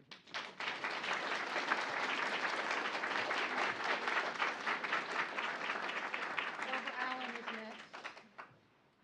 Yeah, Barbara's next. Hi. Good evening, Planning Commissioners. My name is Barbara Allen, and I live at 1 Altamont Terrace, Travelers Rest, along with my husband. Our friends in Travelers Rest and our friends on Altamont Road are our neighbors. I have 3 points I might address: traffic, fire danger, and our favorite topic, which I'm not hearing much discussion on, wastewater treatment. First of all, with traffic, you've heard a lot already. I think, did someone mention there's a double yellow line down the middle of Altamont Road, which does not allow for passing? Did anyone mention there's no lighting on the road at night, which could be a problem for people going to parties or wedding events, hotel guests who leave at night? And then most seriously, I don't know if anyone's mentioned this, and it's very dangerous, is there's a mistake in the traffic study itself. I'm referring to the intersection where traffic streams off of Poinsett Highway. That intersection there is not an always stop, as the traffic study states. It took many weeks of educating our residential drivers about that tricky intersection with two-way stops. People not knowing this and assuming it's all-way, like guests to the hotel, might be involved in or cause T-bone accidents at that point. I'm also doubtful that the road from Old Buncombe to the possible park can even be built. A similar road in my neighborhood was going to be put in for a second access to Hampshire Hills, and it was denied by the DOT because it was very slightly offset from an opposing road. This is a road that's very close to a critical, dangerous intersection. Fire danger, I probably don't have to say more about, but we all know that careless disposal of cigarette butts caused this tremendous fire at Table Rock State Park. People not knowing the sensitivity of Paris Mountain hopefully would be careful, but we don't know. Now on to the topic of wastewater treatment. It's a vital element of this whole project. At the public meeting, Mr. Patel described in great detail his plan to use a large septic tank with extensive drainage fields. In his recent annexation request to TR, the developer changed his plans to now use a sanitary sewer system which exists nowhere nearby. In speaking with Metro Connects, they say that the developer would have to, on his own dime, build a wastewater pump station and construct a connector line from the hotel all the way to Rewa manhole. Please investigate this, and thank you for your time. This is not a welcome development.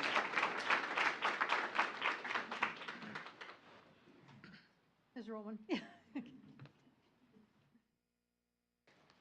Good evening. My name is Melanie Ruhlman. I reside at 301 Keeler Bridge Road in Marietta, and I represent Save Our Saluda. We're a nonprofit watershed organization which includes the Saluda and Reedy Rivers and the area of land encompassed by the proposed hotel development project. And I'm here tonight to ask you to please deny the annexation and rezoning request for this ill-conceived commercial development project on Paris Mountain. Approval of this request would take away critical protections afforded by the special ESD-PM zoning put in place by the county in the early 80s. This special zoning designation has worked for all these years to have a positive effect on protecting Paris Mountain, the crown jewel of northern Greenville County, from the very type of development that is now proposed.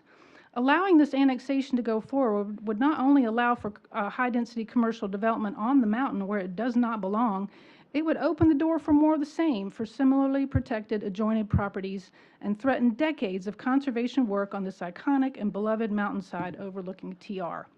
It is not only inappropriate to take this protective zoning away from the county, it is also inappropriate to approve a special conditional rezone request that is incompatible with the City of Travelers Rest own comprehensive plan and future land use map. The requested rezoning for a flexible review district on the mountain would allow for a commercial development in a residential land use area of the county that is totally separate and some distance from the central business district and the C2 zoning district of Travelers Rest.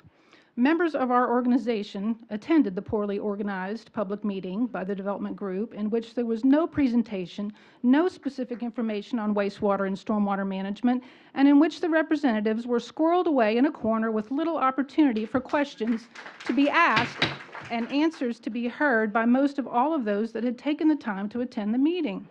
Since then, we've reviewed the materials that are posted online and remain concerned about the lack of information regarding these important items. We watched the ridiculous press conference by the development group just 2 days ago in which they espoused partnerships that apparently don't even exist.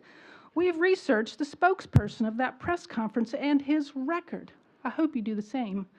It makes us wonder if these folks really know what they're doing and if they should be entrusted with any sort of development project in our area, much less one as important as this. Finally, if you are excited about the possibility of a park, we are too. But it shouldn't require an annexation and a rezoning to build a large commercial development with significant impervious area next door to make that happen. Many area conservation organizations are here this evening, and we are open to discussions on other creative ways that we might work together for more open space protection and recreational access without sacrificing the integrity of Paris Mountain. Thank you.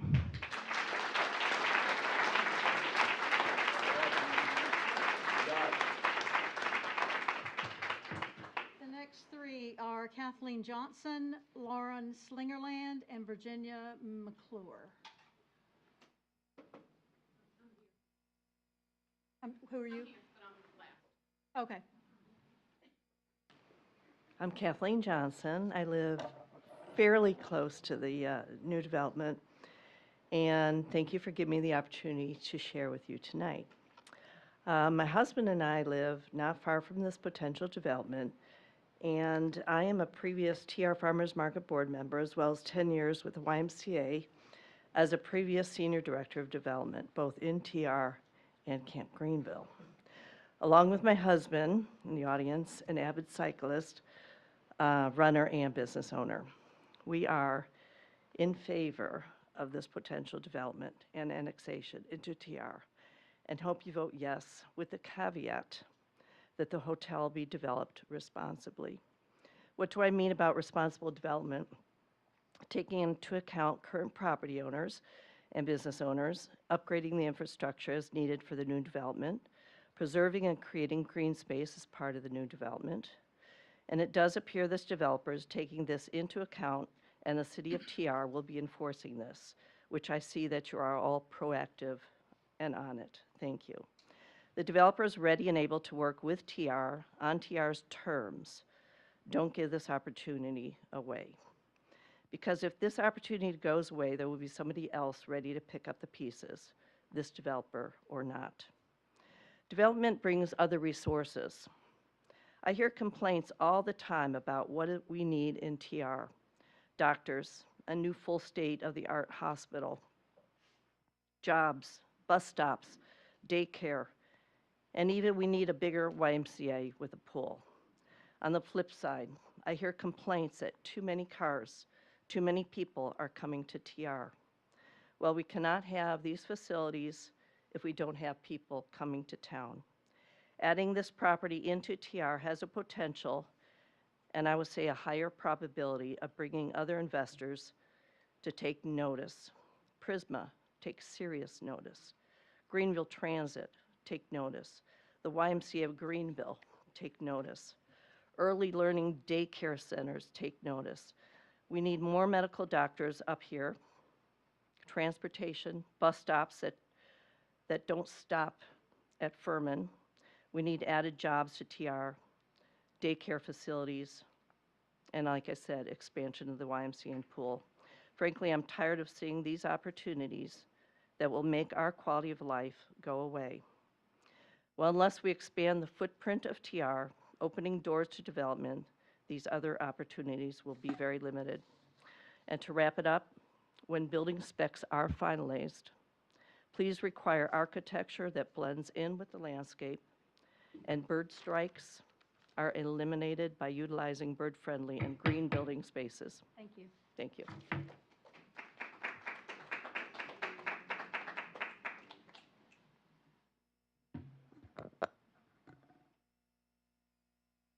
Members of the Planning Commission, thank you for your time and consideration. I'm Lauren Slingerland, a graduate of Furman University. I work in Greenville, and my family and I live in the view of Paris Mountain. I walk my dogs from my neighborhood to see the change of the seasons. This proposal contains several inaccurate statements on the environmental impact to protected species in the area that has been wisely deemed an environmentally sensitive district. The protected species report data was collected on February 1st, and it cites a consultation from SCDNR about the presence of the northern long-eared bat on the roosting trees, but it doesn't state when that consultation was made. So it's possible that they didn't collect that data about the maternal roosting sites until that wasn't during the pup season of June 1st to July 31st. There's just not clarity in the report about that. In addition, the report states that there would be no impact to bog turtles because there are no wetland habitats in this area, though it contains several streams and 2 wetland areas. The Turtle Survival Alliance, which is here in the state of South Carolina, states that a bog turtle's habitat is a stream-fed area, and this highly fragmented, critically endangered species has a range that is only in the upstate of South Carolina, right here in our part of South Carolina, into North Carolina. The increased light pollution would impact the path of migratory birds, and there's a dramatic impact to the tree canopy that would be lasting since the tree replacement plan is undefined. Combined, these inaccuracies demonstrate the threat to public well-being by decimating this unique area. I urge the Planning Commission to request clarity on these environmental impacts with such rare species in our area. The proposal seeks to fundamentally change the definition of what is worth protecting and limit access to how wild spaces can be enjoyed. Rather than allowing these spaces to thrive under their already protected status, keep our waters clean, and protect the unique biodiversity of this area that is truly a treasure of TR and all her citizens.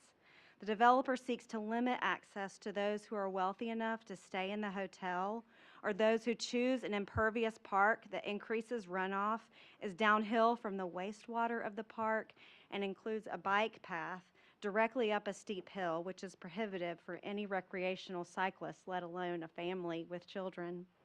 The proposal is misaligned with the values that were mentioned by Mr. Martin, including the character of TR, and seeks to divide our community. I saw some artwork as I walked in today above the storm drain, reminding us that we all live downstream. So I urge you to reject a proposal that inaccurately reflects the impact to clean water and protected species and is not in the interest of our community. Thank you.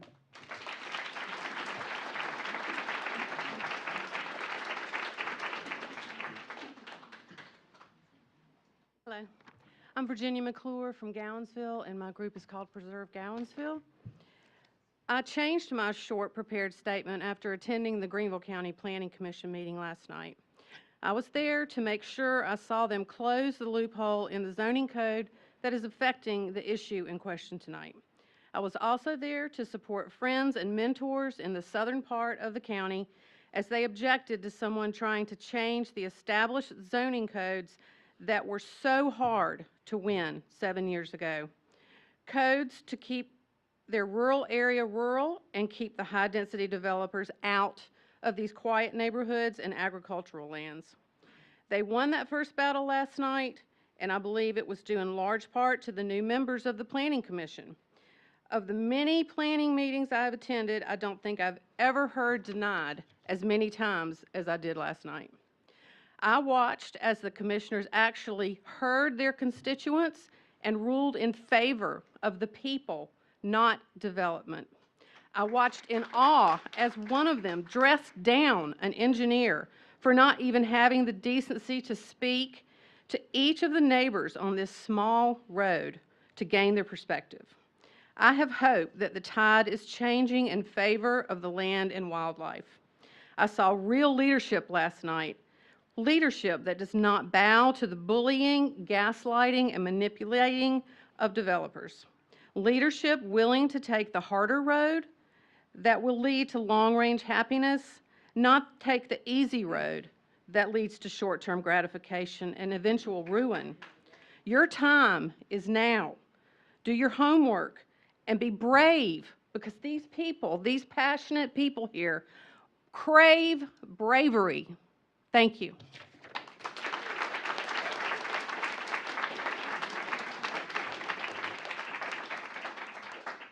Marty Shore, Jim Sheets, and Robert Williams.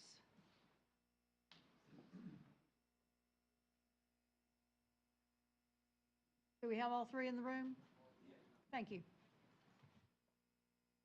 Hats off to you, commissioners. Thank you for giving me the opportunity to speak. My name's Marty Shore. I've been in the commercial real estate business in this area for 43 years, doing brokerage, development, and property management. I actually started my career here in Travelers Rest and still do a lot of business in this area. I've been corresponding with Mr. Martin, and hopefully some of you saw some of my emails. I think a lot of them went to city council members. And he enlightened me about this FRD zoning district. However, your own zoning standards dictate that hotels are best suited to be placed in one of the conventional zoning districts where their use is permitted, C2 and CBD, not placed on top of a mountain in a designated environmentally sensitive area in the middle of a residential neighborhood on a winding two-lane mountain road.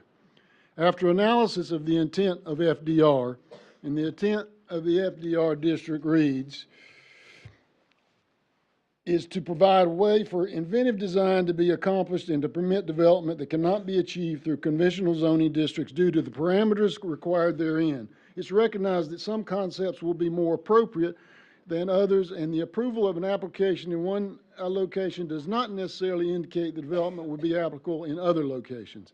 After analysis of this intent, the FRD district, the proposed hotel development could easily be achieved through conventional zoning in an existing C2 or CBD district where a concept of that type is more appropriate.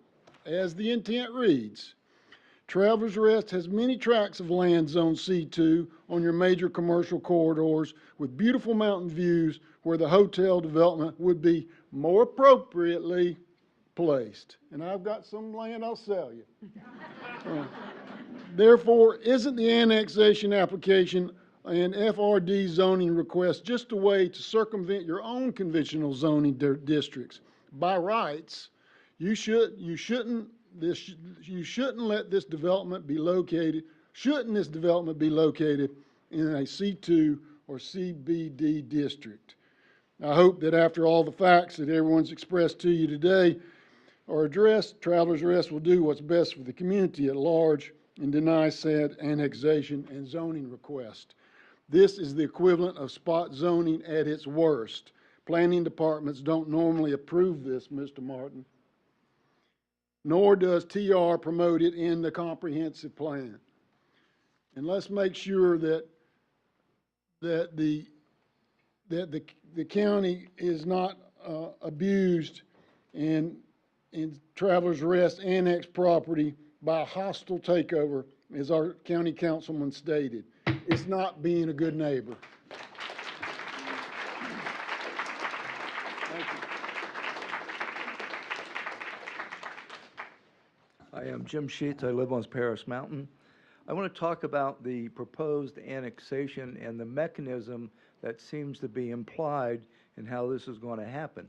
Mr. Holloman kind of touched on this, but the Furman property, which is between Old Buncombe and Poinsett Highway, bordered by Roford Road, is in fact the key property that allows this potential annexation. You're going to jump over Old Buncombe Road, which is owned by the state, and you're going to connect it to a little pencil strip that goes up to this property several hundred feet away. That makes it contiguous. Wow, what a stretch of imagination. Incredible that you would use this mechanism to annex Paris Mountain. I mean, it's just absolutely beyond comprehensive. You know, to call that contiguous is really a stretch. So I'd like you to consider the mechanism you're using to annex this property. Thank you.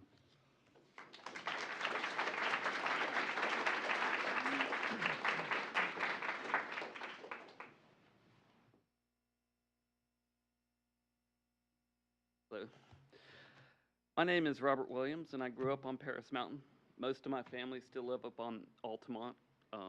My family owned the steel shop called Ultra Steel, which was the last business on the old rail line here in Travelers Rest.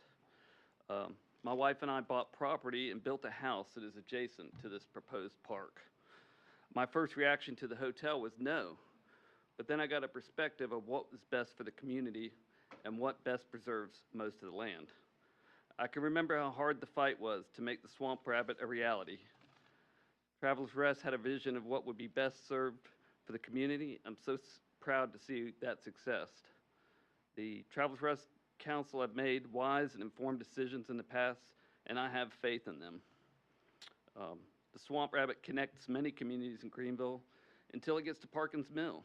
It stops at Parkins Mill because the residents didn't want the public in their community, using a lot of the same arguments we're hearing today about this hotel.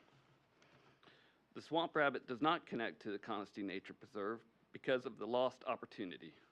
It would be a shame not to realize such an opportunity for our community. I feel the proposed park and trail affords the community an opportunity to enjoy that side of Paris Mountain. The wildlife is not interested in the view and more interested in the water sources down below, and the trees would be are where this proposed park would be. This is the only opportunity that Travelers Rest has to have access to this side of the mountain. I imagine a future where you can park at the park and walk up to a view that currently only residents of Altamont can enjoy. As I stated in my first reaction was no.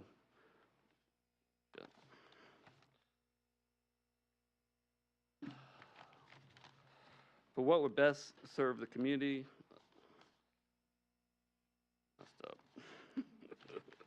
all right. Residential development does not preserve this land. 20-plus houses with their network of roads and septic tanks, plus 20 acres of apartments down below, are certainly much more impactful for all the points mentioned versus one hotel. I personally remember horrific septic tank issues on Paris Mountain, with raw sewage pouring into the state park, with open cesspools in other neighborhoods. I would trust a commercial septic system much more for its accountability and regular inspections. By preserving as much land as possible and the park, the hotel is the best way to achieve this. 10 acres of the total 40 will get developed versus the whole thing. Thank you.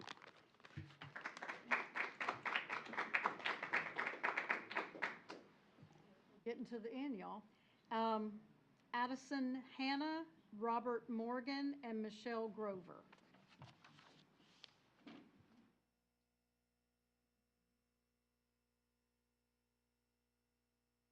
Sir, what's your name?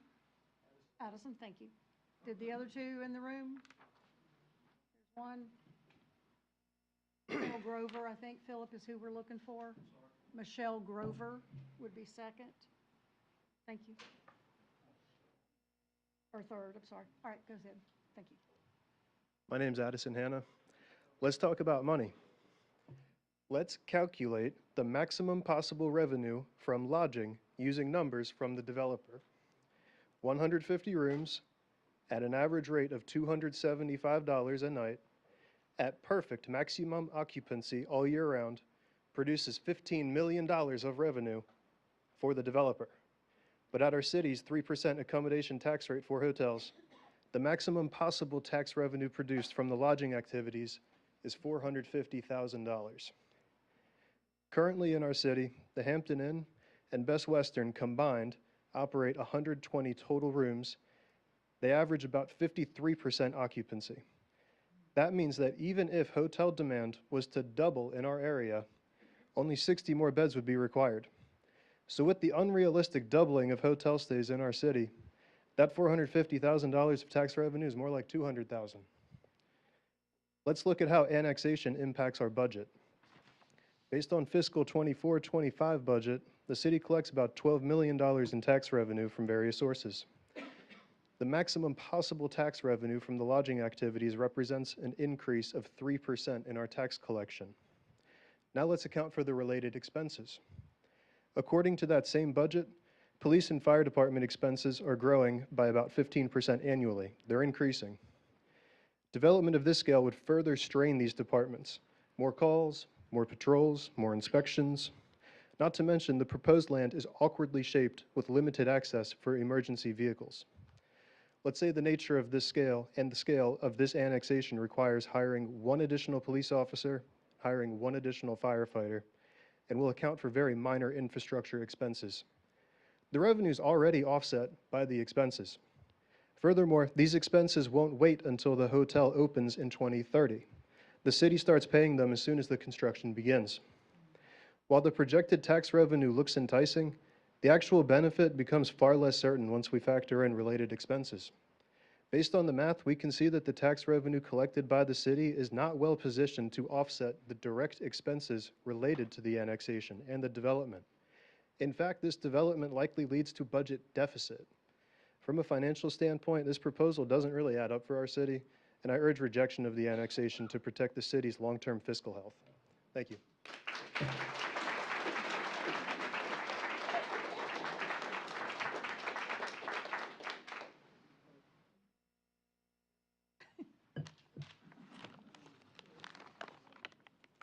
I just want to address the commissioners as a citizen.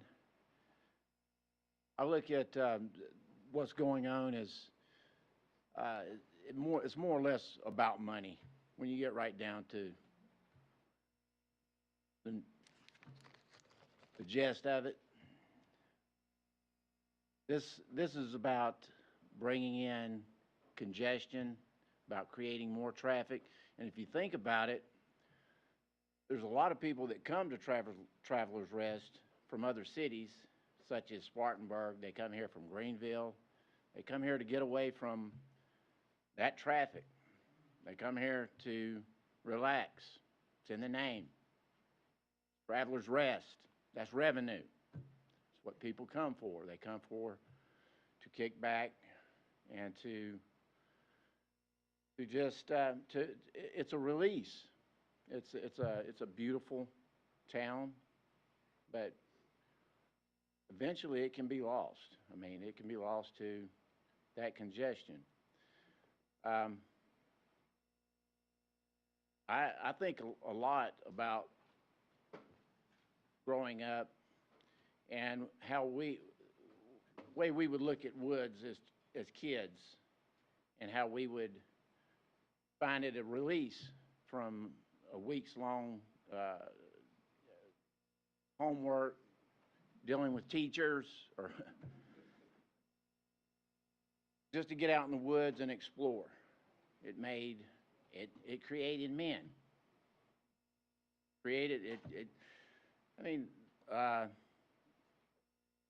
The girls would get out there, but once that's lost to concrete, you don't get it back.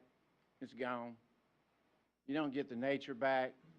You don't get just the release, what it brings. It brings release. It brings harmony, and it's a sense of what God wants. I mean, when you get right down to it. I mean, concrete is just, it's about covering land, about taking away the things that bring people together, really. You can't get that from buildings. But that's what I had to say about it.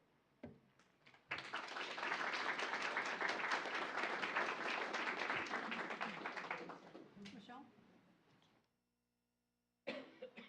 My name is Michelle Grover. I reside at 430 Enery Road in Travelers Rest, 29690. I'm looking at the website, just getting directions and things for how things would be going. We have TR, charming and naturally beautiful. TR named a Best Managed City 2024. Let's keep it up. Thank you all for listening, for welcoming this much feedback. I studied in my grad certificate in theopoetics, placemaking, and how we make places well.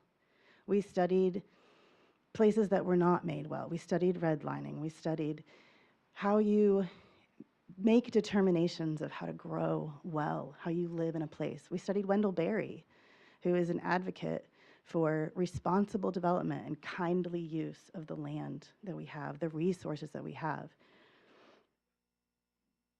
One of the most important pieces is listening to the people who live in the place, which you all do as well, and you're part of this. But to live and dwell well in a place takes being able to find places to be calm, to be able to be quiet, and to be able to actually come into a place and look and listen and learn what's already here, rather than a developer who says, ooh, green, I'll put that in my pocket.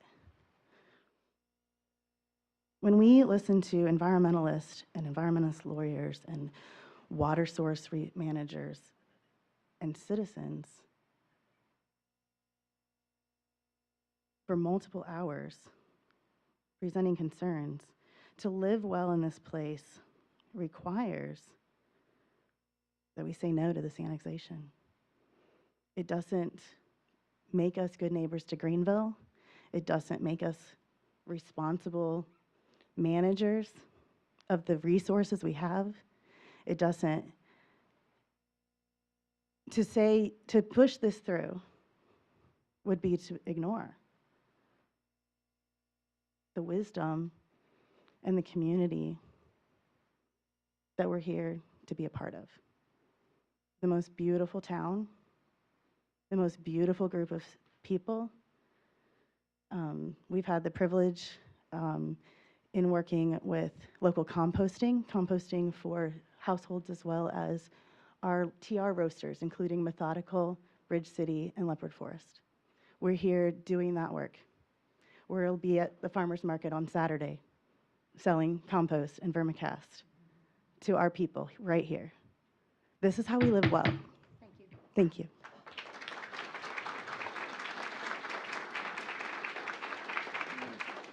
Okay, we have 4 left, so I'm just going to call all 4 names. Carl Laniak, Connie Marlene Walker, Jason Craning, and Eric Evie, maybe.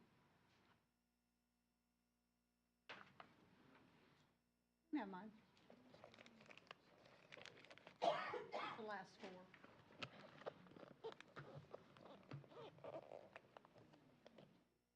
Were you? saying Carl Laniak? I did. Played on the stream. I've been outside for, I guess, 2 hours while y'all were in here. Thank you for being here. I was wondering if it was going to catch up with me and I'd miss my chance. Yeah, my name is Carl Laniak. I've lived my entire adult life in Greenville County, that's right, and a past number of years in the environmentally sensitive district.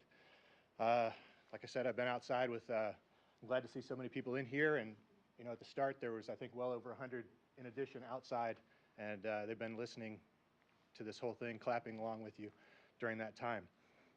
I've been struck by how most every person who's brought up their concerns about this development, these things came about, you know, in heartfelt reasons because they've lived in this area. I'm guessing we've had people speaking who've been here since the 1940s, 50s, 60s, 70s, 80s, 90s, 2000s, 2010s. Some of them have children who've been born in 2020s. So I had a prepared statement. All of my concerns have been brought up. I want to highlight just one of them, and that is that there are not only those 1940s through 2020s that are here to state their concerns and their displeasure with this type of development. We are here to state those points for our children, for their friends, for their friends' children, and essentially for their children's children's children's children. This is not a community that says we want this for us. This is a community that says we have had this great thing. We have had this protected thing from the county council in the 80s saying no commercial development in this area. And we've appreciated it. And we're here bringing up all these issues because we want to make sure that those things remain for those future generations. So I just want to say thank you for the current generations bringing up all these very valid concerns. And I want to say this should be echoed and shouted from the top of the mountain for all of our children's children's children. So thank you.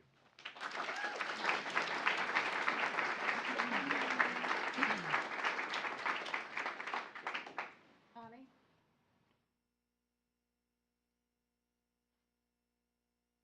Good evening. We do appreciate your work. We do know that this is tough for y'all as well. I moved here in 1989. I'm not a resident of TR. When I remember coming here my first time, the only thing that was on the corner here was Sunrift Adventures, okay? And I came from the big city, and I came because I wanted to live in a rural area. I have watched Greenville County grow, and some of it is good and some of it is bad, as far as I'm concerned. So I'm here on a couple of points. About less than a decade ago, or about a decade ago, I was pulled off the streets of Roper Mountain Road Extension. I was hit and run on a bicycle. So one of the things I want to say is road widening in the name of cyclists rarely benefits the cyclists.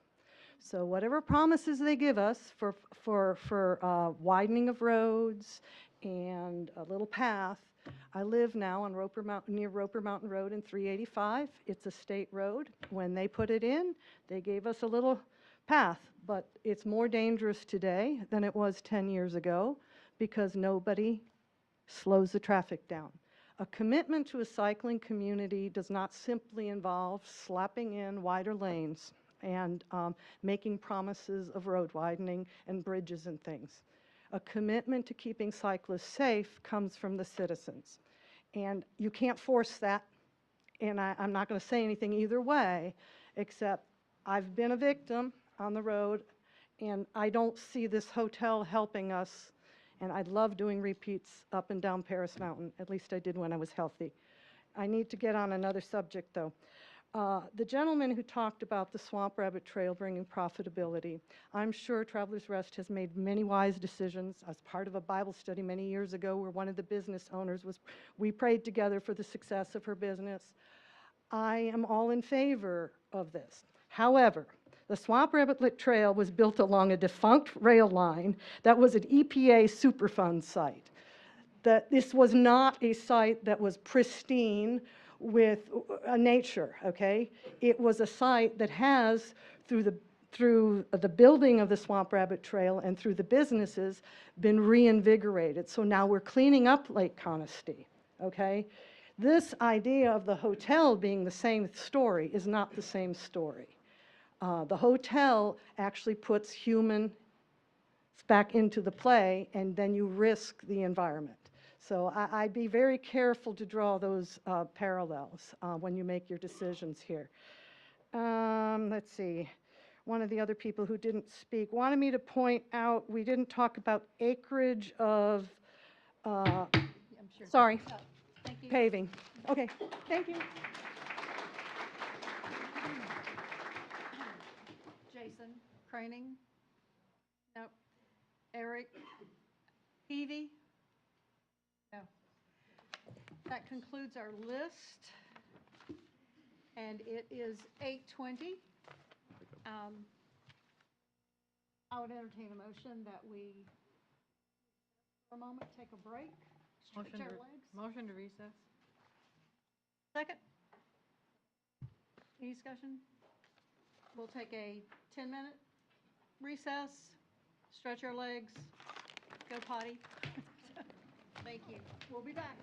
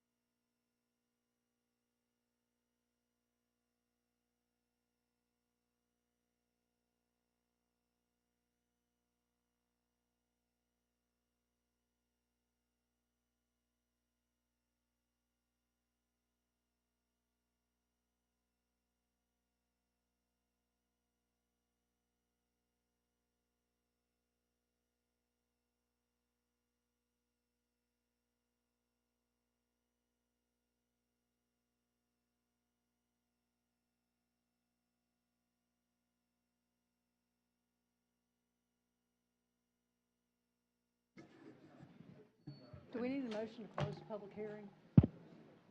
No. Okay. All right. Thank you all for giving us that little break. I know I desperately needed it.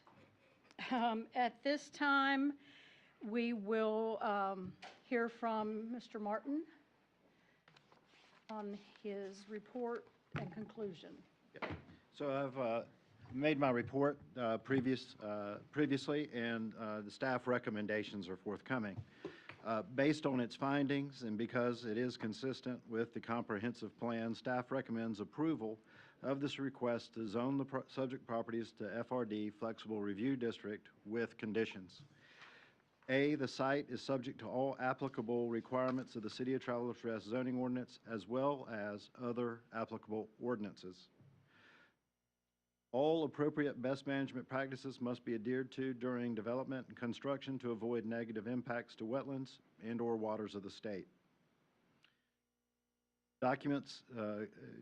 Documented consultation with U.S. Fish and Wildlife Service and SEDNR must be provided to the planning director before proceeding with any construction activities, and signage requires a separate permit. That is our finding. Thank you. All right, so for us to have any discussion on this, we have to have a motion. At this time, I would entertain a motion for what we forward to council. Motion To, forward to council, discuss. we have to have it as either an approval or a denial. A motion to approve. All right, we have a motion to approve. Is there a second? That approved with conditions. With okay, yes. Sure, yes. With conditions, yes. Sorry. Second?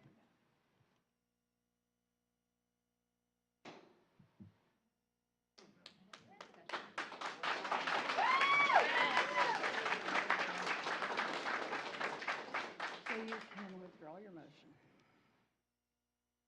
A second. There's no second. You have to withdraw it. On my motion. All right. Is there a different motion? Make a motion to deny the request for a zoning map amendment for the parcel currently zoned ESD PM and RM20 to the Flexible Review District FRD. You've heard the motion. Is there a second? All right, we have a second. Now we can discuss. So at this time, any particular questions you have can be directed to Mr. Martin or Mr. Patel. So we've seen the packet, which is very detailed and very,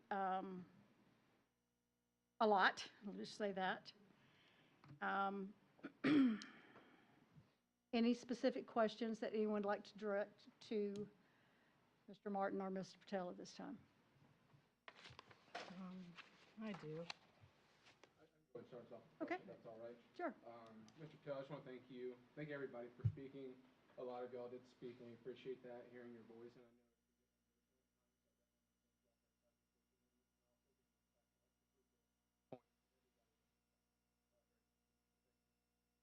thank you for your presentation as well, and thank you for your presentation. First started your presentation, Mr. Patel, said early on, this has been over 2 years. You initially had the thoughts of, I'm sorry? is this thing on? Can everybody hear me? No. Is your green light on? It is. I'm pushing it. Yeah, just lean in. Oh, okay. It says push, so I'm pushing. I apologize. Just thank everybody. No need to rehash that. So you said 2 years of planning. Early on, you had the idea of doing luxury multifamily. So you're here before us to propose an annexation within TR City. I have a couple of questions. What happened to the luxury multifamily, presumably apartments? So what happened to that idea? And then also, have you been before Greenville County prior to coming here? If yes, what was their response? If no, why not? Could you come to the mic? Yeah, please. Thank you. Thank you. Yes, sir. Thank you for that, Mr. Gilstrap. So in terms of our initial planning, it was very early on that in our multifamily planning that there was ordinance within the ESDPM that allowed for a possible path towards multifamily designation throughout the entirety of this development. And so we originally went about the path of what does that development look like? And in our findings, we engaged a market study, and in our findings, it was determined that it may not be the highest and best use when you take into account the overall liability and detrimental impact it has on our first responder services, as opposed to a commercial development of this manner that it could have, which would be completely flip, and it would be a positive impact with all the potential economic impact and very limited strain on our actual first responding infrastructure. And so when this came to light, we decided that it would be the highest and best use for not just us and for our land, but overall community, that this is the overall project that we pursue. In doing this, we did early on meet with county staff to determine what their level of interest would be in a development that we are presenting to you. And it was indicated very early on that any change to the zoning wouldn't be a task that would be very that would be supported by the staff. So then we had a very similar conversation with the city staff, and it was indicated that that might be something that could be supported a little bit easier than the county. And so that's why we're here today. Truthfully, I mean, as a developer, you'll see my history, my qualifications. Building a residential development is what I do. That's what my team does, right? But I truly don't feel like this is the best play for this land. And I'm here bringing you something that is not typical of my investment style, but because I truly feel that is actually beneficial for our community. So, you know, in terms of those plans, right now those plans are on pause. Our goal and our mission has always been to do this. But as you know, I mean, current entitlements are multifamily on a portion of the land and single family on the rest of the land. Yeah, thank you, sir. I appreciate part of your presentation. We have it on our monitor up here, so it's easy for us to see than most of y'all, perhaps. At one point, you had a large zoomed-out portion of Paris Mountain, and it's gorgeous. Everyone loves to look at Paris Mountain. When I'm driving northbound on 276 right at Furman, right above Precision, you can just see how pretty it is. So Tropicana kind of takes away a little bit of that, in my personal opinion, which doesn't mean much. But anyways, I didn't see a rendering of your hotel to scale on there. I did see the house on Tropicana on there because it's already erect. But would it be possible, or do you have a rendering to scale with your hotel in that grand landscape? Yes, sir. It was submitted in the application submittal with all the renderings. But if we Hook your computer back up, and we can put that back up on the screen. we'll pull up the Yeah. presentation really quickly. What are you on there? I think, Erica, it's two. Yeah, there you go. And if you can zoom in on that page for us.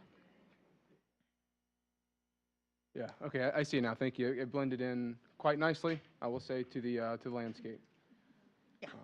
And that was always our mission in designing this, is how do we blend into the natural landscape and the natural environment, and really be good stewards of that.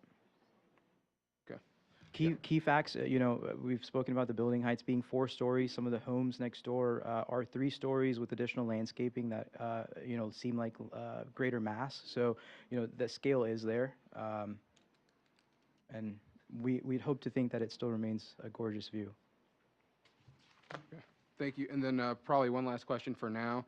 Someone brought up the fact, Mr. Calvin brought up the fact of the traffic study. Is the question back to your traffic study? Did you include the event space as part of your traffic study in that? Yes, sir. We actually coordinated very closely over the past several weeks with our traffic study engineer to ensure that our traffic study did conform to the state manuals. And we, in coordination with Mr. Martin, did review that in great detail and ensure that our final revision of the traffic study, which I should clarify, we did not update on the website. I apologize, it's still the previous one, but the final revision that we did submit to the city as our official report in the resubmittal did have those comments addressed.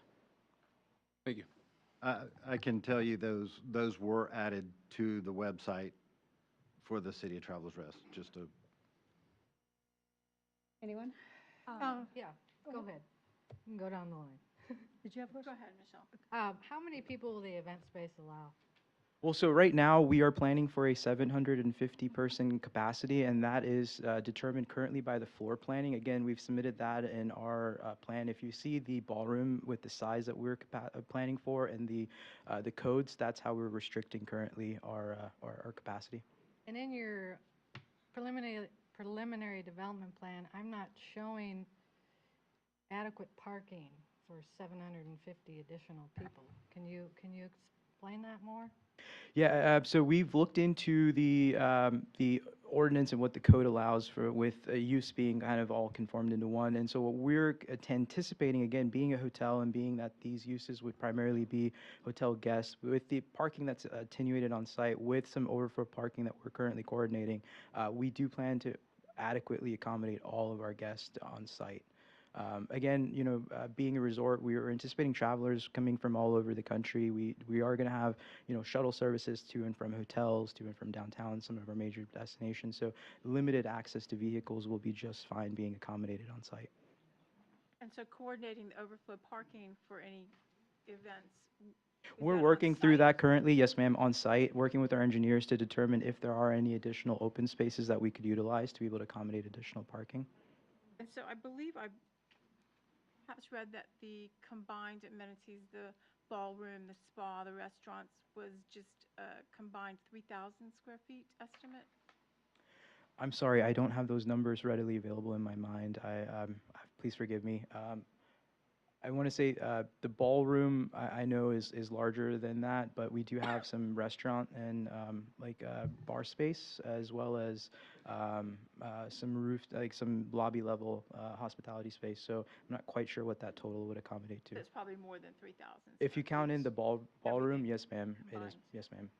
Will the design for the ballroom allow for smaller areas? Yes, ma'am. If you don't need the whole ballroom? Yes, ma'am. So we're designing it currently to be one big room that can be subdivided into 3 smaller rooms by way of partition walls. Okay, thank you. Considered valet parking and where that might be off-site? We have not considered valet parking off-site. However, we have considered valet parking on-site, and primarily around the event space time. As far as our hotel operations go, we're currently contemplating self-parking options along with valet parking options, just trying to keep in mind the attainability to the community. And you addressed, I believe, an additional turn lane, but I wasn't clear on how that's going to be. Yeah, so we're coordinating that with DOT, and so what we're looking to do currently is dedicating a portion of our current property that would be dedicated for a turn lane that would serve for any patrons coming and utilizing our property would then be able to use that turn lane to get off of Altamont Road to access our property, ensuring safe travels for other residents around. Any other questions for Mr. Patel while he's up? Yes, your drainage system, retention pond, detention pond, I'm not seeing this on the preliminary development plan. Can you go into further detail about that? Yes, ma'am. Our current plans for retaining all of our stormwater is an underground detention system that will be situated under the parking space. So that's why you're not seeing a typical stormwater retention pond highlighted in the site plan. But our system does conform to all county regulations for stormwater retention. And waste management is Cetera's, or how is that going to be? I don't believe that the city has a requirement for underground waste management. I do know that in our statement of intent, we have addressed several different, mechanisms to be able to address how that visually and aesthetically will be on property. At this time, we have Cetera in some of our properties. We also have traditional systems in some of our properties. We feel that Cetera is a great solution. However, it's not the most practical solution, so we just want to work to see what the most viable options are long term. Based on wildlife that may or may not be on the mountain, it might be. That might be something that we may determine is the best case, and that is something we'll absolutely do. And also, the fire concerns was the fire maintenance, or at least first responders for firefighters was a concern of some of the speakers. How is that So we met very early on with the city's first response team to understand what the limitations, if any, would be there to be able to actually access our property and our proposed development. And through those discoveries, we found that the primary limitation currently of the first response team is the access to the building height, not necessarily access to the property.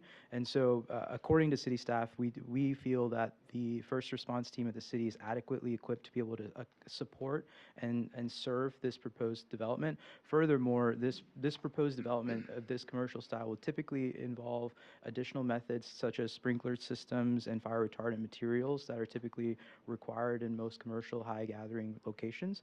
And so those mechanisms added on to, you know, the typical commercial building codes, we feel that we could be really good stewards and be very low impact in that first response space. And just one more, the concerns about the light pollution and noise pollution that maybe. We do have a lighting ordinance. Right. Yeah.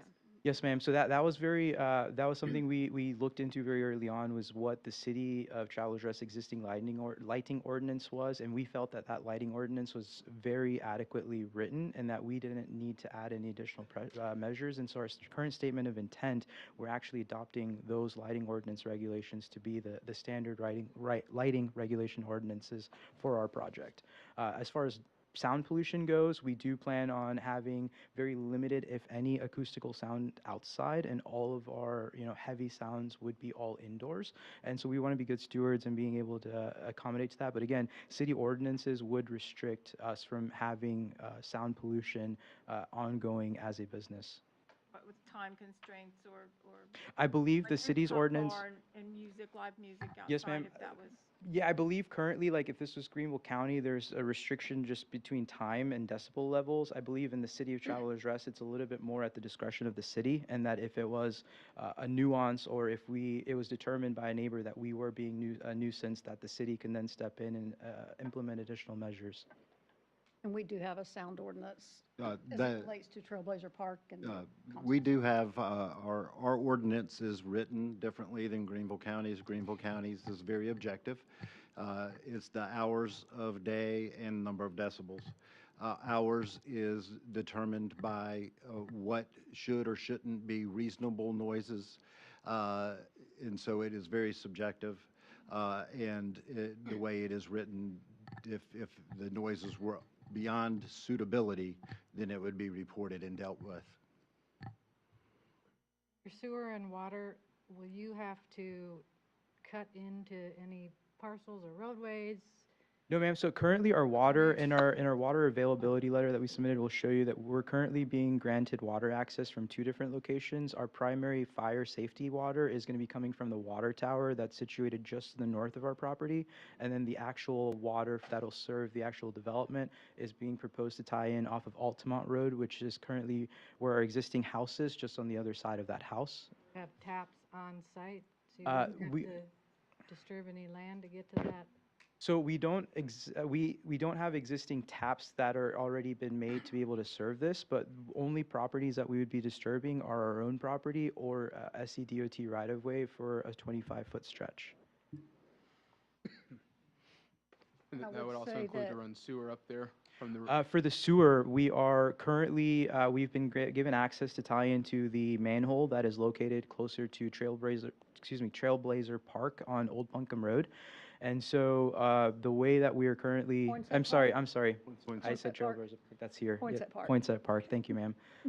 It's currently, the sewer currently ties in there, and so our current plans would involve a pump station that would be on my property, and then that would be then a force main that would sit along the right-of-way, then ties into that manhole. Okay.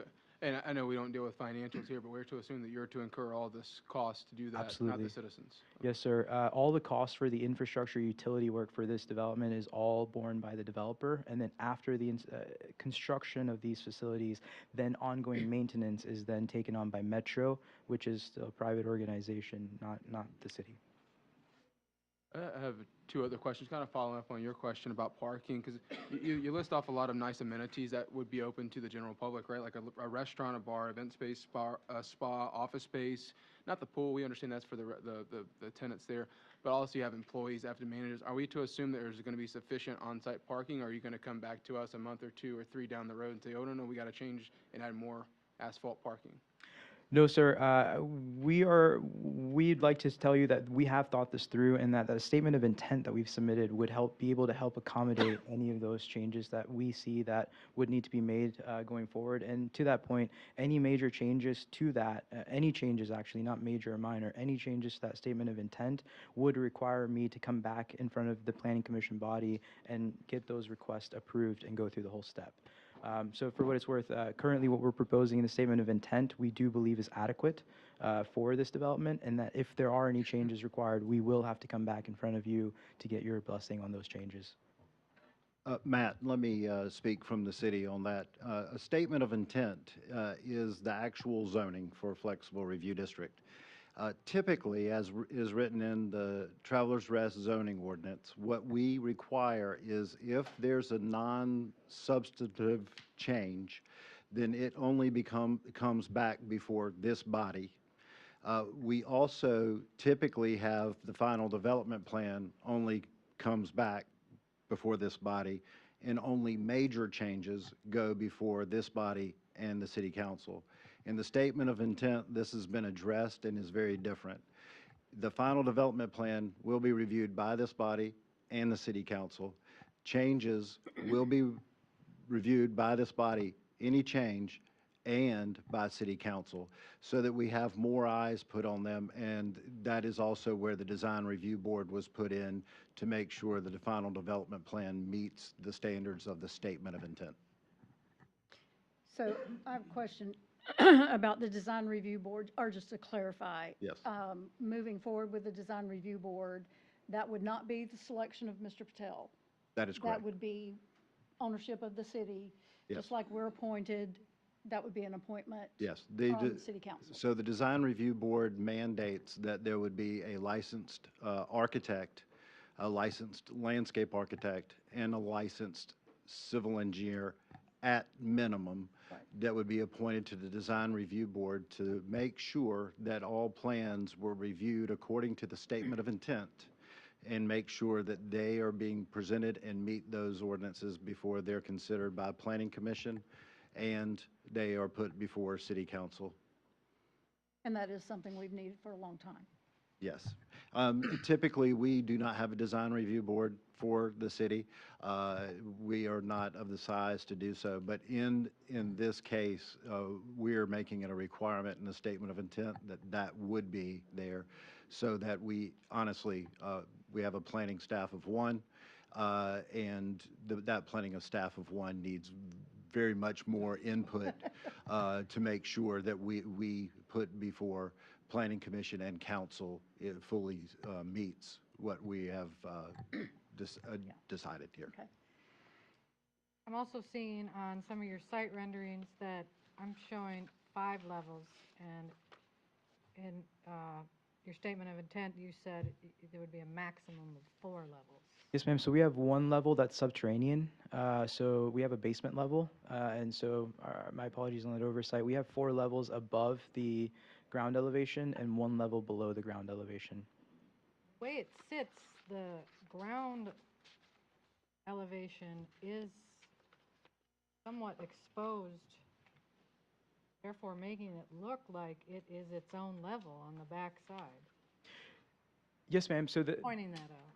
Yes, ma'am. So the basement level is a dedicated level that has a walkout area, and that's the level where we're proposing like the fitness amenities and the pool amenity.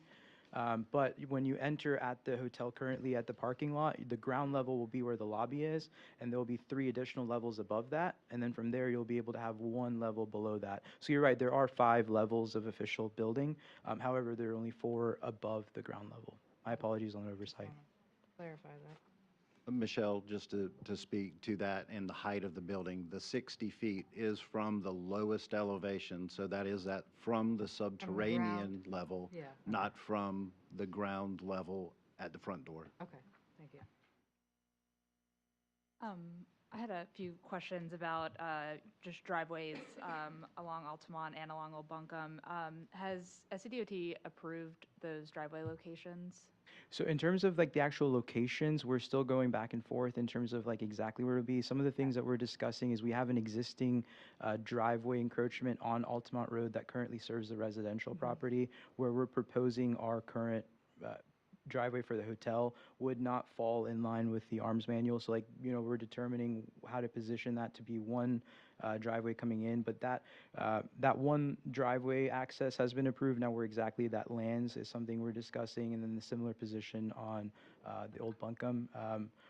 The location has been, general location has been discussed and approved. Now we're going through site easement requirements and those nuances. Okay, and with those driveway locations, particularly the one on Altamont, are y'all able to achieve appropriate site distance for vehicles exiting? Yes, ma'am. The current location that we're showing you achieves all of the regulations in the arms manual currently for site distance requirements.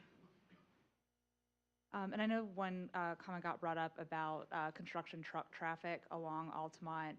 Is that something that y'all have given some consideration to for construction, but also after the site is open and truck traffic that may need to access the site? Absolutely. So one of the key things with it being a 4-story development, this allows us to be a stick frame construction, which is no different construction style than most homes that are being built on Altamont Road currently. So you're not talking about very rigorous construction equipment or cranes that are going to be required to, you know, lift up steel or concrete or anything heavy of that nature. And so construction equipment, I would say, is no different than what Altamont Road has already seen. Ongoing delivery trucks, keeping in mind a hotel or service is, you know, our product is our service being a hotel room. We are not getting products shipped in on a daily basis, with the exception of produce and fresh goods that would be serving our our restaurant uses. And those produce trucks are typically smaller delivery trucks than most 52, 53-foot freight trucks. And so we feel that our use type adequately is accommodated by the current infrastructure that's on site. Melissa, the statement of intent does not allow any semi-truck on a day-to-day delivery basis when they're in service. What about during construction? It is not limited during construction. In the jurisdictional water report and the protected species report, why was this only done on the park parcel? So as far as the jurisdictional water report, we only studied the southern portion because that was the only portion that actually had blue lines present on it. And typically in development regulations, it requires that if your property shows the blue lines, and we have to get that study to ensure that we're keeping adequate boundaries. Given that the northern parcel did not show any indication of blue lines, we didn't feel that it was necessary to study. However, in the natural resources inventory, you'll see that we have studied the northern portion for natural resources inventory and have submitted that in our package. Wildlife, we're a similar position. At that time, we were focused on the southern portion. But when studying that, if you look at the bubble, they actually not only focused on our property, but the surrounding areas, and from that report found inadequate reasons to have additional studies. You, Jay, point to me where to find this report you just spoke of, the natural resources report? It's not necessarily a report. The natural resources inventory was a map that I submitted. It looked more like a survey, but it actually highlights some of the wildlife inventory on site. Was that part of the original submittal? The original submittal. It's in the application submittal online. What number? The TR 25-03-. I have 8 and 9. That's the natural resource inventory. That is what's required for submittal with the flexible review district. No, I know. I'm just wanting, when I go home, I want to read Yeah, it. okay. Well, hold on. We'll pull this up here real quick.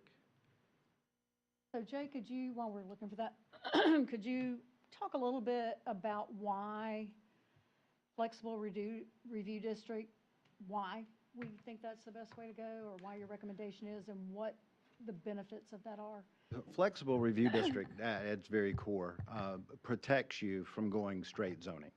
So if, in this case, you went straight zoning, you went with C2, CBD would not be applicable here, then that, in that case, allows for an abundance of uses. Anything that could go in C2, so retail greater than 25,000 square feet, restaurants with drive-throughs would be available, and numerous things that are listed within that. When you use a flexible review district, you're writing a zoning ordinance yourself, and you are dictating the only allowable uses within that zoning designation. So instead of saying, hey, C2, and the next thing you know, you have, I mean, QT wanting to go up So there. something happens Then and Mr. they Patel could not. decides So not to move forward. that's right. and Then flexible somebody review else buys district, it. If they it's have to do C2, what he does. If That it's would- an FRD. That's correct. If it's C2, they do not. That's right. Okay, wanted to clarify that. Are there any comparable FRD zonings in Travelers Rest that we can use to kind of? Do you mean comparable to this, or Yes. comparable to any flexible review Comparable to district?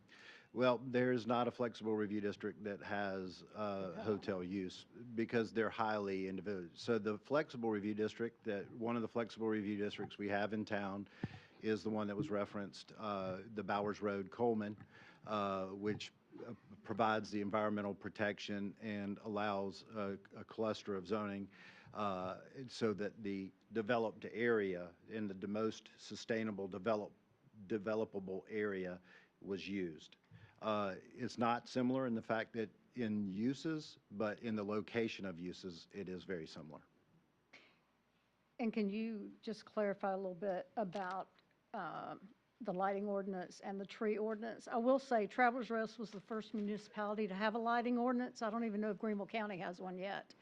They would not do it when the city did it 20-plus years ago. So I'm happy to say that we do have some protections in that regard. Mr. Pill, I just have just one quick question. What, I'm sorry, I'm You're fine. I'm Oh, sorry, I have no multitasking, and I'm question. not great at that. What was the? Tree ordinance and lighting ordinance. Yes. The So- benefits of the FRD in That's right. regards to that. So we did previously, and I can pull it up in a second, after we take a look. This is the jurisdictional waters assessment report. Right, and here. that's what I stated it was, but Yes, it and- was and it referred to has, as the right there it has the maps that show the natural resource. those resources on there. They are as well, those are indicated on the natural resources inventory map, and shows the buffers around there. I think the one I meant to pull up, what, you see that? I'm sorry about that. She's going to pull up the one that's actually about the threatened and endangered species. Just to kind of talk a that's the little while natural you're pulling that up, resources.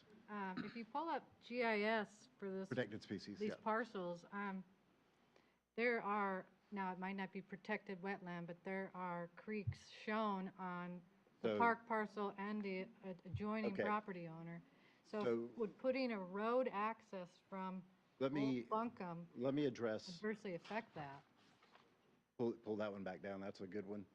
I put in your packet a USGS map that was on.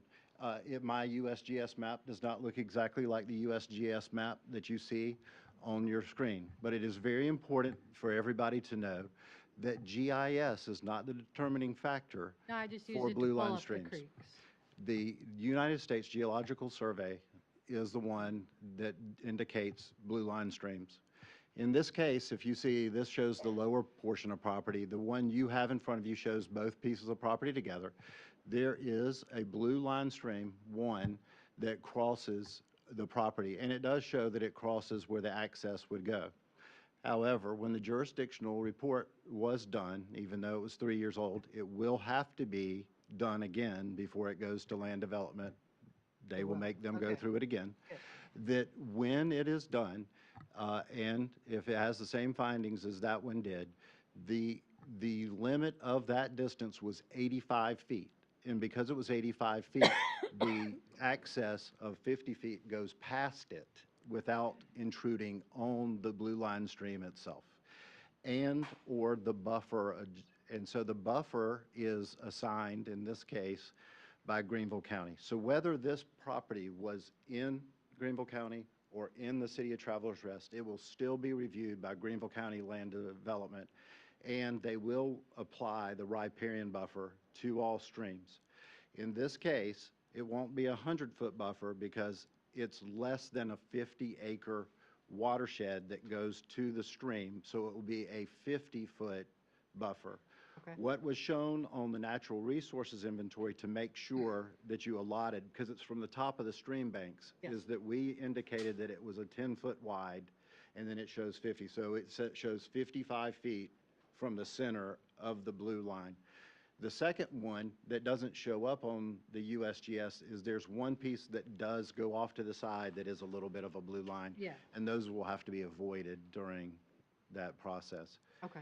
If we can go back to your slides and pull up the ESDPM slide, the chart. So real quick, Mr. Patel, Sure. thank you for coming by, obviously, and thank you for community for coming by as well. I just had a real quick question about the mitigation strategies whenever it comes to during construction. Obviously, if you do have heavy rainfall, obviously we can't Put predict that like, somewhere. Hurricane Helene, those types of things, those are once in a lifetime. Absolutely. But what would be the mitigation strategies during construction and then post-construction to not allow the water runoff to obviously pollute? I appreciate that. First and foremost, Greenville County will require our engineering team to come up with a sequencing plan that'll show exactly what steps we plan to take during construction. And what that will force us to do is the first thing we'll need to do is erosion control. So prior to actually clearing any large land masses, Greenville County and the city will ensure that we have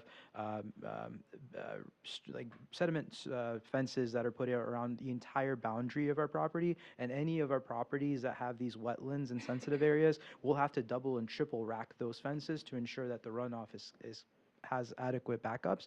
But those are the first steps in sequencing when we start construction. Before any clearing, before any mass grading, we have to get the adequate erosion control and then the stormwater pond retention in first. Once we have a stormwater retention in, then we can continue on with the next sequences of our development, and that will help ensure that should any event come during our construction, that we have adequate measures on site that will be able to protect all that stormwater at any point. Obviously, post-construction, the county will require a rigorous closeout event, which will ensure that all of our stormwater structures were installed to design and have been conformed to those regulations at that time. And then post-construction will be held to strict guidelines, both from the state, the county, as well as the city, to be able to ensure that we're doing our job.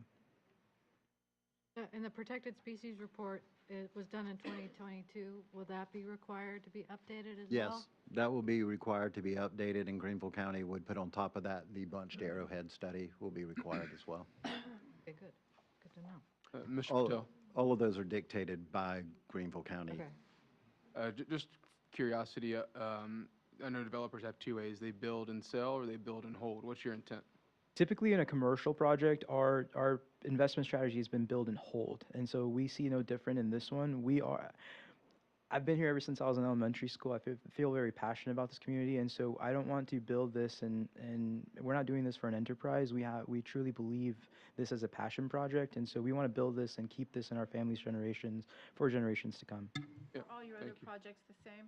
All of our commercial projects are the same. I can point to the first piece of property my father purchased when we started our journey back in the early 2000s. We still own it today. Based on today's discussion and hearing the voice of the residents of Greenville County and TR City, do you think there would be any room for compromisation from your end? Absolutely. I've said this since day one. I want to make this a development that the community can be proud of, and that is not a hollow offer. From inviting people to our office, in fact, I've had Mr. Holloman into my office to discuss what potential mitigation strategies are. I'm always open to having conversations with community leaders to understand what is a compromise that will make this project be accepted, right?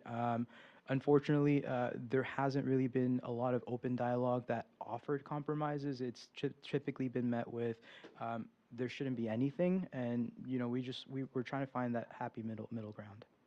Thank you. I like that. And Jay, if you can help me, I'm wrestling to be transparent. I see a sea of residential single-family dwellings, and then we're going to put a service industry-related business in the middle of a sea of residential. Can you help me better understand that? Yeah, one of the things that we compare against in the absence of a future land use plan inside the city of Travelers Rest is we look at the existing zoning of the property. And so the existing zoning of the property, you have ESD PM. On that piece of property, 1.1 units per acre allows 21 single-family residential units. And then you have a second piece of almost 20 acres that is RM 20 piece of property, which allows 20 units per acre. We did not consider that 20 units per acre on that piece of property is a viable number when we were making our review of it. What we considered was a viable number was around 200 apartment units that could be put on there. So our comparison to what is of right was 221 units that could fit on the subject properties together.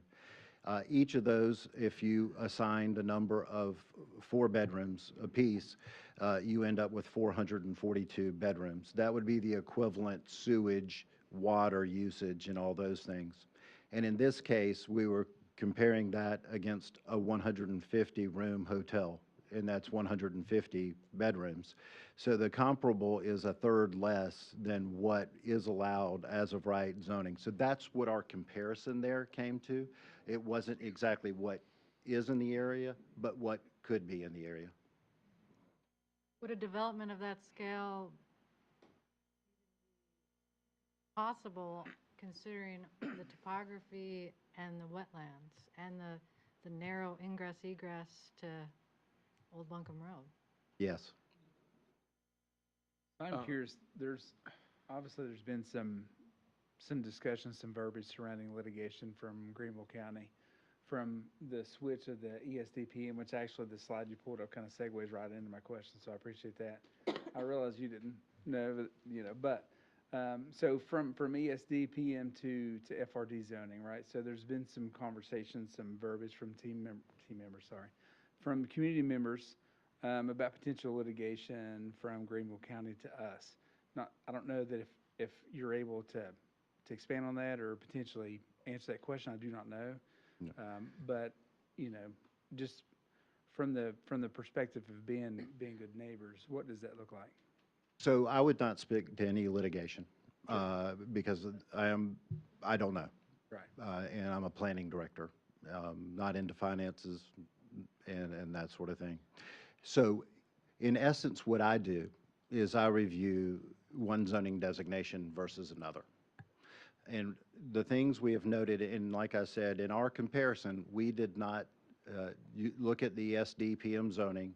We did not look at the current allowance to revert to the previous zoning designation. That has gone through first reading, and with 2 more readings, they would take that portion of the ESDPM out where it wouldn't revert. And so we did look at it not reverting to keep apples to apples. But we did want to look at ESDPM zoning versus what flexible review district is. And what is very important that was stated in my report, and I stand by, is that ESDPM zoning, even though it is entitled environmentally sensitive district, does not mandate, does not regulate, and does not incentivize any environmental protection. What it speaks to is the control of density along Altamont Road, and what it speaks to is the creation of a commodity known as the transfer of development rights. So whereas the property owner has 1.1 units per acre, but if he acquired or she acquired transfer of rights from somebody else in ESDPM zoning, they could go to 1.75 units per acre, or they could have at some point sold off their development rights. It's very difficult to know how many development rights each individual piece of property has because that. So I don't want to look at those things than to say, when you look through the code of ordinances, there was a study that was done in 1980, and none of the study where it speaks to geology, where it speaks to tree cover, where it speaks to grading, where it speaks to steepness of slopes, none of it was codified. None of it was codified within the ESDPM zoning, and there's no regulation as to tree ordinance. There's no regulation as to stream buffer protection. There is no ordinances about noise. There is no ordinance as to lighting per the ESDPM. I don't want you to hear me wrong, and I want to state the fact in and of itself. Because lighting is ordained by Greenville County, but it's under a separate ordinance. Noise is ordained by Greenville County, but under a separate ordinance. Tree protection is ordained by Greenville County, but under a separate ordinance. But it's very important to speak to this fact. The tree ordinance in Greenville County requires you to replace 1 acre of disturbance with 15 density units of trees. That is a very low number of trees to replace a disturbed acre. I can speak to the Traveler's Rest tree ordinance. If you remove a 12-inch or greater tree in Traveler's Rest, you have to pay $50 per caliper inch for every tree removed. Then after that, you have to replace every caliper inch of tree removed on the site. If you cannot replace that caliper inch on the site, you have to pay an additional $75 per caliper inch for the ones that you cannot place on the site, and they're all put into a mitigation fund that pays into tree cover in Traveler's Rest. So that is a very high standard to meet. And the flexible review district, in actuality, the statement of intent speaks to specifically our tree ordinance and imposes it further upon itself. And so that's very important that those are things that are taken into account. The fact that it may come out of ESDPM doesn't mean that any environmental protection is being removed from the site. What is very important to planning staff is that environmental protection is put upon the site as this goes through a development process if it proceeds forth. In the statement of intent, there's a tree protection plan that shall be required. Who conducts that? And is it, I'm assuming, at the developer's expense? Yes. Just like with every other development, Bowers Road, they did one. It is at the developer's expense. A tree survey is done. It is sent to us. It is validated as to tree removals and tree protections. It has to, and Greenville County's is the same way. If you save a tree, there's a standard for saving the tree. Greenville County's standard for saving a tree is a plastic orange fence. That doesn't work. The City of Travelers Rest, the protection of a tree is a freestanding metal fence, and it's put around the canopy rain, and it does a great job protecting it. It was used before when Legacy Park in the city of Greenville was put in to protect the existing trees there. It's the only thing that works because somebody can't accidentally tear down the fence. I would like to say, because it was mentioned a few times regarding the financing behind this project and stuff, and just as a reminder to our group and to y'all in the audience, that is not our purview here on this commission. We don't look at financial packaging or anything. That falls to the responsibility of City Council, as does the vetting of a developer and all that. That's not in our wheelhouse here. So, and the thing that we are looking at tonight is the annexation and the rezoning. that's strictly what we're looking at tonight. So, any other? I got one Okay. thing. I'm still hung up on Jay's, your comment. And this is by no means, no attack at you. You seem like a very nice gentleman. You're local. You have a heart for the area. I'm from here. I went to Greenville High School, grew up at Furman, so I know the area very well. But I'm kind of hung up on what you mentioned, Jay, like, in favor of, favor of this packet we have here versus a proposed another option. But when I looked at the topographic map that y'all had up there earlier, that's a builder's worst nightmare. It's probably going to cost upwards of $300 a square foot, if not more. And by no means, I don't mean this any ill intent, but there's a reason why you haven't built all those properties, even on the low end, right? And there's a reason why you chose to build a hotel. So that's my main holdup is that you're perhaps in favor of something that is or will happen if it's approved versus what might or may not happen. So can you help me understand that? That's my holdup. Okay. No, I can only tell you that when I review the application that is made, I'm reviewing it against the certain standards. And in this case, I'm reviewing it against the existing zoning and what would be allowed on that zoning.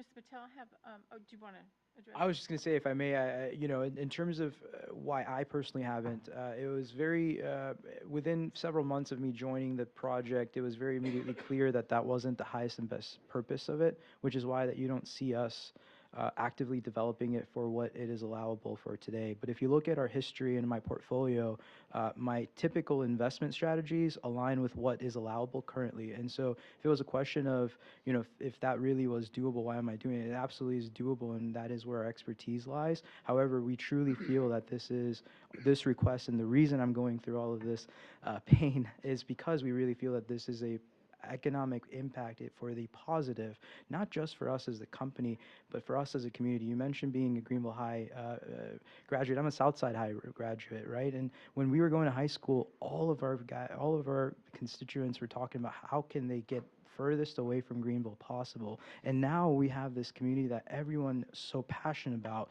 And what we want to do is bring that to the next level in terms of enterprise and lifestyle amenities, right? And so that's what we're passionate about.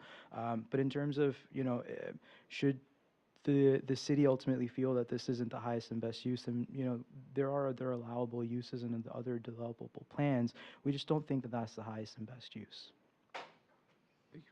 That was kind of where I was going with that, and it hasn't anything to do with the annexation or what was your first thought of looking at that property and developing that property? Were there other areas in the area of Travelers Rest that you thought of also, but this one? Well, I mean, the proximity of this location being at the base of Paris Mountain, but still within 12 minutes from downtown Greenville, within 5 minutes from downtown Travelers Rest, we really couldn't find those recipes for success anywhere else, right? And that's where we truly feel this property is the best situated for what we're trying to do. If you look at our red balloon study that we've shown, even our neighbors that live directly across from Altamont, after this is constructed, will never see this property. Our property will never look into that. And taking that into account, just knowing that alone, right, there is no better location that we could have which will have less of an impact to the overall community. Typical hotels that you see are infill in the middle of large urban sprawls. Those have a lot more impact than where we're proposing. And so those are the thoughts that we did have very early on. I'm not out here actively looking to build resorts all over the country, right? So it's not like I was on a mission to build this luxury lodge and I happened to land here. I was, active normal day of development, found a development opportunity, and happened to stumble upon this being the highest and best use for this development opportunity. It does seem like, as you said, it could come with a lot of pain and has come with some pain, and just curious if there were other alternatives. Yes, ma'am, there were, and I still truly feel that this is the best route, and I feel very passionate about what I'm doing, which is why I'm here, and still standing with a smile and excited about bringing this forward. Any other questions? I want to make a statement that, Mr. Patel, I do appreciate your passion. It's it brings me passion for other things in my life, so I do appreciate that. But I also appreciate the passion of the community members there of Greenville County Plus Travelers Rest. So just really appreciate your all's time for coming here this evening. Absolutely. And I do appreciate the entire community for all the feedback. I have been listening, I have been watching, and we are listening, and I want you guys to know that. And so I appreciate everybody, appreciate the city for allowing us this opportunity, and I'm here if you guys need me. Any other questions? So could I ask you to reread the motion for us so we can know exactly what we're going to vote on? The motion was to deny the So we had a request for motion and zoning a amendment. second to forward to city council to deny this application. Correct. Is there any other discussion among our commissioners? I would say that I am concerned of the unintended consequences of the rezoning and the ripple effect that it could have to Paris Mountain and the existing and adjoining parcels. Down the road, several parcels could request annexation and/or rezone. So we just don't know.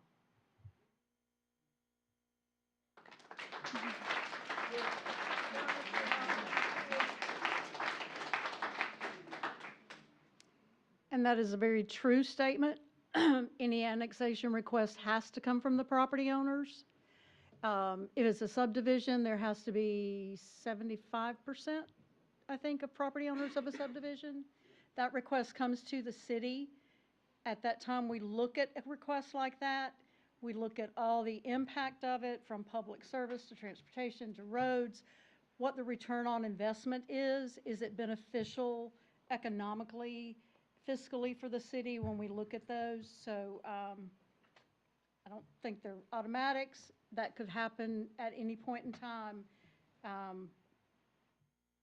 If not this property, even literally anything across from Buncombe Road to the other side of the street could request annexation into the city.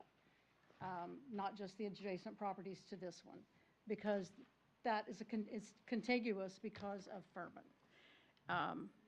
So, just a reminder. So, I'm sorry, just, would you clarify the transfer of development rights and how that might be that same topic? It doesn't really apply to the annexation and rezone. It is something that fits within the ESDPM on the mountain. That every property has 1.1 density units per acre. And so they own those unless they decide to sell them to somebody else who lives in ESDPM. And somebody else can acquire them within ESDPM up to 1.75 units per acre. But that is just, that's an anomaly to this zoning classification. Any other? All right, at this time, we will vote. All in favor of recommending denial of this application, please signify by the right hand. Opposed, like sign. All right, so that concurs.